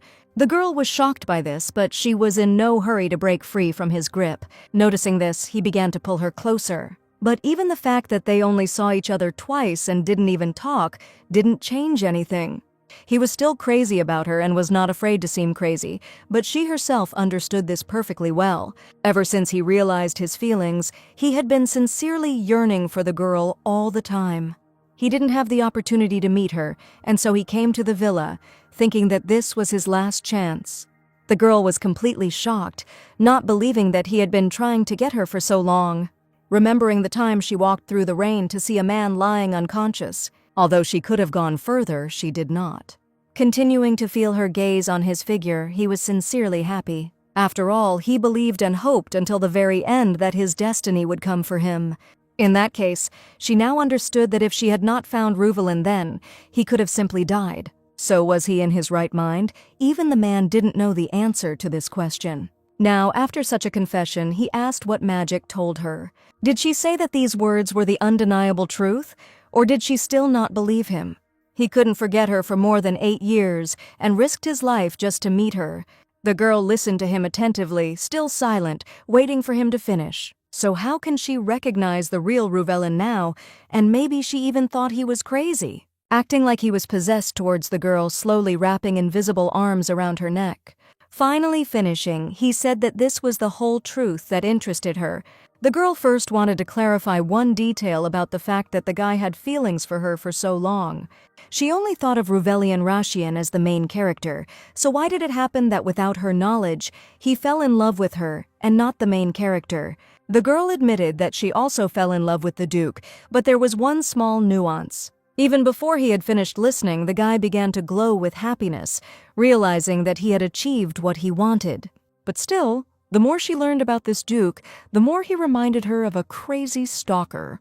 But the main thing was that she was convinced that he was not using her, but simply wanted to meet, and that was already pleasing. The guy swore to her that it was true, and that he loved only her. At this point, Rosie stopped him abruptly, holding her palm out in front of her. Until the guy attacked her as usual, she confessed that she met a blonde guy in the garden today who was immune to magic. While he listened to her attentively, she said that she was threatened with captivity and was told that the girl was a weak spot for Adrian. The guy immediately recognized his subordinate Alex, but it was strange that he was on hill territory because no one had called him here. So he really was one of Ruvellin's people, but he hastened to calm him down, saying that all his words were untrue and she did not perceive them incorrectly. The guy asked if the magic of lies still worked, to which the girl hastened to reassure him, saying that she herself had already become convinced of his rightness and therefore turned it off. In any case, it meant that little Alex misunderstood his order and did everything correctly, at least for him. This had nothing to do with his goal, since it had remained unchanged from the very beginning. Ruvellin only wanted to find her, but also to win the heart of the beautiful Rosie. The girl even blushed like a tomato, completely embarrassed by the fact that this was the first guy in front of her who behaved properly. He rushed closer to her, rising from the bed and shortening the treasured distance. He reached out and ran his fingers through her hair. Now that she knew the truth, he asked if she would like to run away from him. But now that the misunderstanding had been cleared up, they had one more thing to talk about. Hearing that the conversation would be about his brother, he hurried to get ahead of her. He brushed a stray strand of hair from his face behind his ear and caught his attention. He kissed her on the corner of her lips and said that before he continued, he wanted to ask something. Such a sudden kiss threw him off balance, wondering what he needed anyway. The question was why she cried before. He gave her an ultimatum: either she tells or kisses him again, so the girl immediately chose the former. The reason for the tears was that Rosie thought the guy was using her, so it hurt her feelings a lot. He didn't believe that such a stupid reason could hurt the girl. Well, how could it be otherwise if he treated her so well and everything was confusing, forcing her to think about hidden intentions? Rosnia was so sweet and sincere now. But the guy really couldn't help but be kind to her because she was the one and only for him. Looking at her, the guy rushed to kiss her tear-stained eyes so that she would not be sad anymore. She asked him if he really loved her. A smile blossomed on his lips, declaring that it was true, but his feelings went beyond these boundaries. But if it was easier for her to call what was between them love, then so be it. What kind of fairy tale nonsense is this, and if he pretends as she wants, can it then be called love? Seeing her reaction, the man asked if Rosie really hated him for this. Feeling him pulling her towards him, she admitted that it wasn't quite like that, which she immediately clarified. The guy was very afraid that the girl would hate him, but now that he has a choice, he will never be able to change his mind about this. Now that the whole truth had come out, he admitted that he would no longer be able to let her go. But he also needed to know that he didn't care when his brother returned home, because he couldn't change anything. Just as she wanted to object, he suddenly drowned out her words with a kiss. She closed her eyes completely, surrendering herself to him from head to toe, allowing him to do whatever he wanted. And so another night of theirs passed together. In the morning, Rosie slept as if nothing had happened and there was no sign of trouble. Suddenly, Adrian's dog woke Rosie up, doing everything possible to make her wake up. Only after waking up from sleep did she ask the dog why he was whining so early in the morning. The pet pointed its muzzle to the side, and it seemed that Rosie gradually began to understand.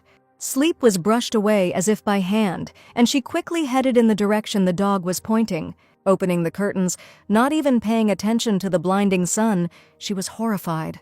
Hadrian's ship arrived at the port earlier than they expected, and this was very bad. Having lowered the anchor into the water, the ship arrived at its destination.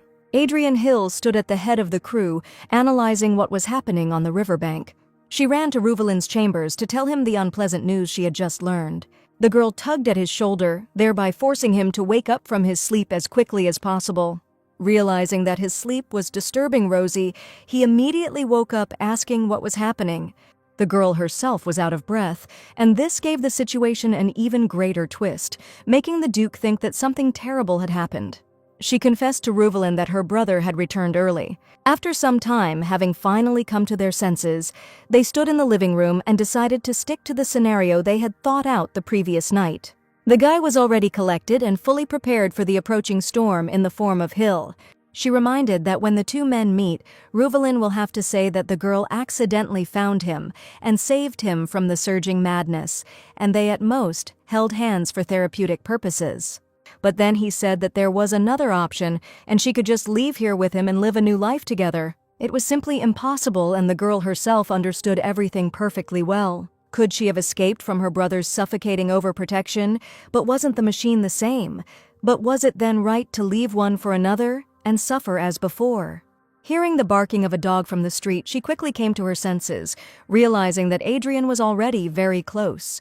She led Ruvelin to the closet, asking him to hide from his brother in the closet.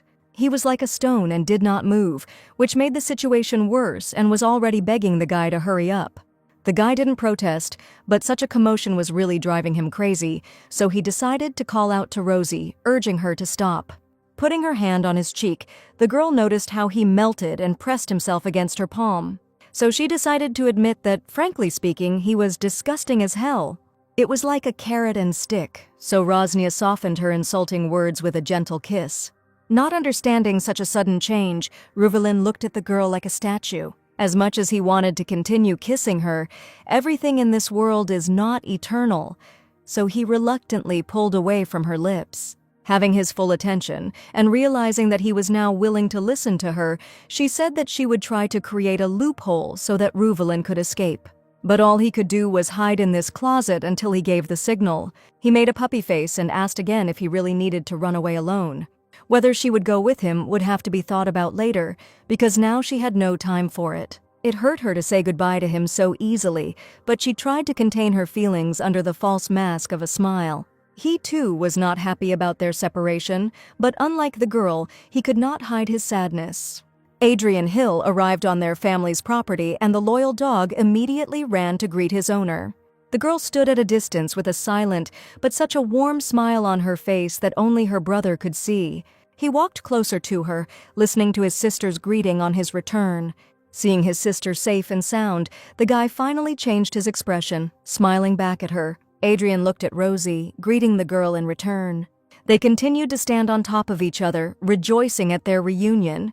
But the girl was already running in panic in her soul, thinking how she would be able to survive this if her brother found out the truth. I wonder if he'll suspect something unusual if she starts acting cute, which wasn't her style. But she had nothing to lose, so she spread her arms, inviting her brother into her arms. Adrian didn't have time to react before the girl, without even waiting for consent, pounced on him. The girl laughed at his outrageous face, but still did not let go, pressing as close as possible. Rosie confessed how bored she was alone. Even the same meals were boring to spend alone, and there was no one to talk to, so all she could do was wait for his return. The man looked at her with a calm expression on his face, pretending not to see his sister's strange behavior. She offered to have breakfast with him if he was hungry, and she would cook him whatever he asked for. Watching and seeing Rosie's reaction, she immediately thought that she had gone too far, although at the same time she understood that she should have said at least something. While she was thinking about this and digging herself deeper into the hole, Adrian extended his hand to her. Having given her a slap on the back of the head, the girl immediately became indignant and squealed in pain. He was curious about the reason for such friendliness on her part. Maybe she had eaten something wrong or her head was spinning because of the heat. The girl screamed at him, holding the place of impact that continued to pulsate, but the brother didn't care because he already thought that she had some kind of problems or something like that while he was traveling at sea in search of the monster. But he was even more confused by her closed outfit. But if he knew the reason why she was dressed like that, Rosie would already be dead. But she still said that it was beautiful, and that's why she wanted to dress up. Now, Adrian had no doubts left that something had really happened, but he still decided to remain silent and not attack his sister with questions about her lies. Having gone inside the house, the girl said that since he was tired from the road, she was obliged to cook him something tasty. Still, sometimes she needs to act like a pretty sister too, but Adrian just sat on the chair as usual, all serious, and told her to do as she wanted. That sincere smile never left her face for a minute, and wishing him all the best, she went to the kitchen, but still in her mind she was thinking about putting a sedative in his food. He continued to pretend that everything was normal and just watched her. But apparently Rosie forgot that her brother was the master of the tower and that he too could do something about it. At the same time, the girl was already in the kitchen and cutting carrots for the dish that she planned to cook for her and her brother. Everything was going quite well and it was very good, starting to think that it would all end soon. Here, suddenly and unexpectedly, not expecting a trick, the girl dropped the knife from her hands and heard some very loud blow in the house through this peaceful silence. The girl turned her head in the direction of this noise, not understanding where it was coming from. At that very second, it suddenly dawned on her, and she immediately became afraid for her assumptions, even if it was not what she thought. Rosie tried to convince herself that everything was fine, but she still ran towards the noise, worried that Adrian had found Ruvelin. There was complete chaos on the street, and all the furniture was scattered chaotically throughout the garden, shattered into pieces by someone's force. The girl noticed her brother and immediately rushed to him, asking what happened here. The way she walked towards him with confidence made him freeze in place, not believing his eyes. Ruvelin knelt before her brother, unarmed, while he was seething with anger and preparing to attack. Rosie had never seen Adrian so angry and just silently continued to listen to the questions flying in her direction about what that bastard Rashian had forgotten on their mansion territory. Shaking off the dust from the fall as if nothing had happened, Ruvelin clarified that he really was an idiot, as the magician had said. But that didn't change the fact that he wasn't just awful, he was first and foremost a moron. While the girl watched them in shock, she thought that in front of her were not people, but some two angry dogs, and she was the only normal one here. Adrian didn't understand what kind of nonsense the Duke was talking about his sister. But the guy didn't lose his head and decided to clarify that everyone called him Rosie the dog, to which he received a threat that he should not pronounce his sister's name in such a dirty tone. But it was too late because even Ruvelin himself did not remember how many times he had already done this. The guy continued to smile, pretending that he was not committing a fatal act, and continued to speak tenderly about Rosie. The girl briefly heard him say that she was constantly calling him by name affectionately and could not remember when she had ever done that. But still, why did he say this in front of Adrian, knowing his nature and seeing how his words made him angry? The guy didn't wait and grabbed his cane with such force that his knuckles turned white with anger, and it felt like the instrument would simply break in half. The charged energy accumulated in the palm, transmitting it through the cane. The girl had never seen such magic, but what she wanted, knowing that her brother had probably already thought of something too much. There was no time to think, so she immediately rushed towards Adrian, trying to stop him. The magician just grinned with anger and cast a fierce glance at her, thinking that his sister would get scared and retreat as usual. But she was determined even when she listened to his threats about her behavior in Adrian's absence. Even while she was trying to act brave, she still backed away closer to Ruvelin, covering him with herself in case of an emergency. Rosie didn't understand why her body moved on its own, although in her mind she knew that her brother would kill her for such tricks and disobedience. She decided to explain herself to him and told him that she had helped the unconscious Duke Rashian and nothing more, so he shouldn't be angry over such trifles. But this information was extremely limited, so he decided that he would quickly torture this damned bastard and get everything he needed out of him if she did not want to explain this whole circus in a good way. All the magic that had managed to accumulate in the cane delivered a crowning blow towards the Duke. The girl began to beg her brother to stop, but it was too late. Reuvelin was already grabbed by chains, completely covering his entire body, forcing him to simply hang helplessly in the air, and the girl asked her brother to calm down, because in front of him was not just a person, but Duke Rashian himself, but it seemed that this did not bother him at all, doing whatever he wanted.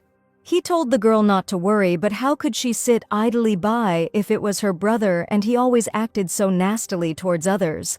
She was almost 21, and Adrian continued to treat her like a child, overprotecting her, but the most important thing about this was that he couldn't even listen properly. Rosnia gritted her teeth in pain, realizing that now was the only chance to clear up all the misunderstandings that were happening in the Hill family.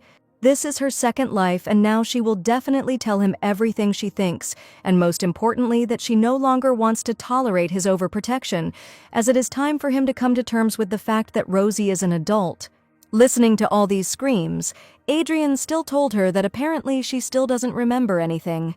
She was stunned when her brother reminded her that over the last 20 years, the girl had almost died 37 times, and she really didn't remember it, but the number was terribly large. When she was only 3, she almost fell off a cliff. At 4, a boat on the lake capsized and Rosie almost drowned, and recently she was attacked by a magical monster, and how then should her brother not be overly caring, realizing that danger was always stalking the girl? And here they are again, in a situation that should never have happened. No matter how hard Adrian tries to fill in the gaps, there are always problems, and now it is presented in the form of Reuvelin. Coming closer, the guy continued to look towards his enemy, completely not understanding why even now Reuvelin was acting as if nothing had happened. Realizing that the magician would not receive an answer to his questions, he increased the magic, hanging him higher in the air and making them squeeze him to such an extent that the guy experienced colossal pain. But suddenly the flails cracked, dropping the Duke back to the ground. Somewhere in the distance, the voice of a fair-haired man was heard calling his master and attracting all attention. As if not noticing all this mess that happened a couple of minutes ago, Alex headed in their direction, asking Reuvelin what he was doing here. Rosie realized that it was the same suspicious blonde man, as she thought, after all, he was hiding somewhere near the villa instead of leaving. He walked past Adrian and Rosie, heading straight towards his lordship, still not understanding why he was sitting so calmly tied up. Only then did Reuvelin turn to his ward and send him a serious look, thereby saying that this was only the beginning. The atmosphere in the Hill family estate grew even more tense with each passing minute, with the arrival of one of the Rashian dukedom's wards. The guy stood near the angry people and waited for an answer to the question he asked his duke. Reuvelin himself cast such an angry glance in Alex's direction that no one had expected it, but instead of explaining his actions to his guard, he decided that it would be better to ask about the conversation between him and Rosnia in the garden. The guy rubbed the back of his head, not understanding why he was so serious about the Tower Lord's younger sister, but was it really that important right now when their enemy was nearby? While the girl listened to their conversation, she could not believe that he was really Reuvelin's subordinate, but they were so close that they even communicated like brothers. Suddenly, Adrian drew attention to himself again by directing his magic into battle, only this time it was directed towards Alex. The girl didn't have time to come to her senses before she realized that it was again a binding spell that her brother had already used on Reuvelin today. The guard folded his arms and was in no hurry to do anything, and only Rosie understood that magic would not work on him. And it was true because at that very moment, the spell that was directed towards the man immediately dissipated into the air. At that time, Adrian silently stared at his opponent, trying to comprehend what had just happened, because in his experience, no one had ever been able to resist his power. The sister immediately ran to her brother, explaining that it was useless and that magic would not work on him, to which he was immediately surprised. Among all the test subjects they had saved 3 years ago, there had been one special guy, and she hoped that Adrian would be able to remember that incident. The guy remembered this, but did not understand how this could happen since all the prisoners died that day. Alex immediately intervened, silently watching them and claiming that the boy was alive and well, and claiming that he was dead was very bold, because he stood before them immune to magic. And he was very interested in what the great master was planning to do now in this situation. Rosie couldn't notice the fact that the kid knew how to irritate people, and while Adrian stood there and did nothing, she understood that he probably wanted to die since he was saying such things. But one should not underestimate the strongest of magicians, because he was always prepared for any outcome that could happen during his life. With just one movement of the hand, the opening cane flashed with a dangerous light. Since magic is invalid in this case, he will simply use more brute force with the help of his saber, which was already on full display in front of them, hidden all the time in his cane just in case. The guard was stunned, clearly not expecting such an outcome from Hill. But before he had time to figure it out, the magician was already heading towards him, not even giving his opponent a chance to prepare for an attack. Adrian ran with such confidence as if he was ready to tear him to shreds in a matter of seconds, but Alex himself did not make himself wait long, pulling out a saber from his bosom, preparing for battle. The magician didn't even suspect that he was facing one of the most powerful weaponsmiths in the world, and it was simply impossible to deal with him so easily, but he didn't care about it and continued to do everything he could. But Rosie herself knew that her brother was an excellent swordsman and was even worried about Ruvelin's assistant, thinking that he would definitely die in this fight. Suddenly, the Duke approached her, hugging her by the shoulders and asking if she had decided to run away with him from her tyrant brother. She immediately became embarrassed and moved away from him, thinking that her heart would jump out of her chest from such a surprise, but she still refused him, but he did not understand why she was so slow with her answer, knowing that if she stayed, the girl would die because of him, but Rosie herself understood that if she agreed, Adrian would destroy all of Ruvelin's possessions. And then she thought about his words, because everything he said made sense, because if she was on the verge of death for tens of years, Adrian's obsession was too strong since childhood. Suddenly, their conversation was interrupted by some kind of crash, and it was Alex who flew onto the asphalt from the magician's blow.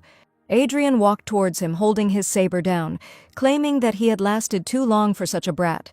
His eyes were burning with fire, making it seem like there was some crazy psycho in front of them, but all this was unimportant since the guard would never defeat Adrian. The blow that landed on Alex was enough to destroy the fence around the flower beds behind him, but he couldn't help but admit his surprise that he hadn't expected such knowledge of fencing from the mage. But the guard shouldn't relax, because Adrian was already standing next to him, resolutely preparing to deliver the final blow, killing his opponent. The girl saw all this and asked Ruvelin if he should stop them before it was too late. Otherwise, if everything continued in the same spirit, someone would get hurt. Seeing her brother's face, Rosie was sure that just a little bit more and the inevitable would happen, but the Duke said that everything was fine and she had nothing to worry about. Suddenly, someone's quick steps were heard in the middle of the garden.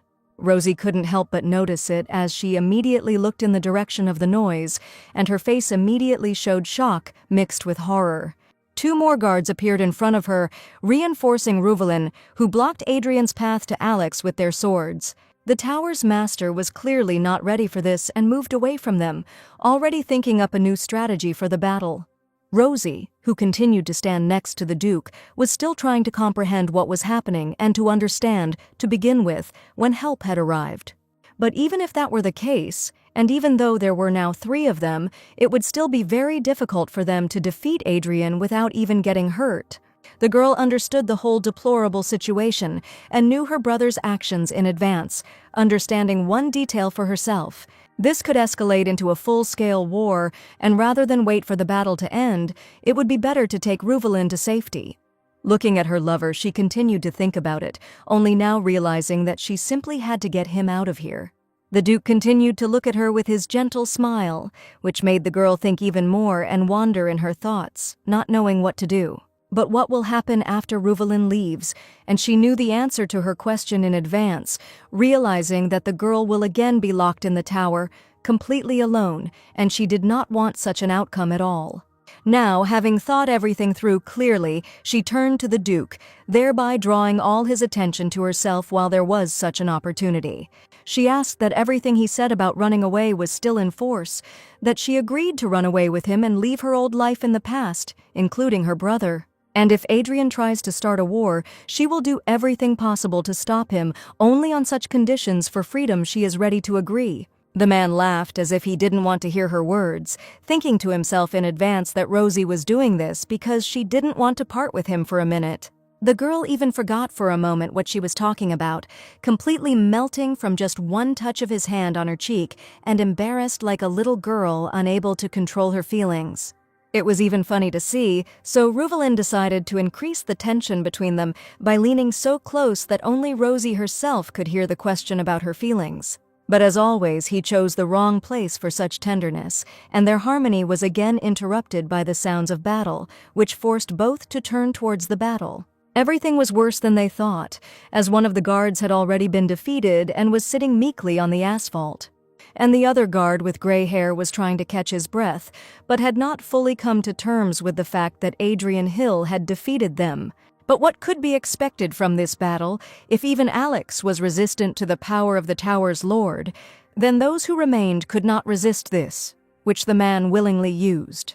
Keeping the guards under his control, Rosnia's brother could clearly hear the conversation between the girl and Reuvelin, which means he would never allow what they wanted to do. Rosie pressed herself closer to the Duke out of fear, hoping that he would protect her. Adrian was already heading towards them, preparing to destroy Reuvelin to pieces, trying to protect his sister. He was already all ablaze, tired from the circus they had put on for him since his arrival, but he still threatened to have his sister return to him. The girl blocked his path in her thoughts, asking for forgiveness, because he left him no other choice but to stop his anger. She will take all the blame on herself, just to stop the war between the Hill and Rashian families. Rosie admitted that she was tired of the way Adrian behaved towards her. At the same time, her brother listened to this without even knowing what to say, because only now Rosie was able to knock him out of her thoughts.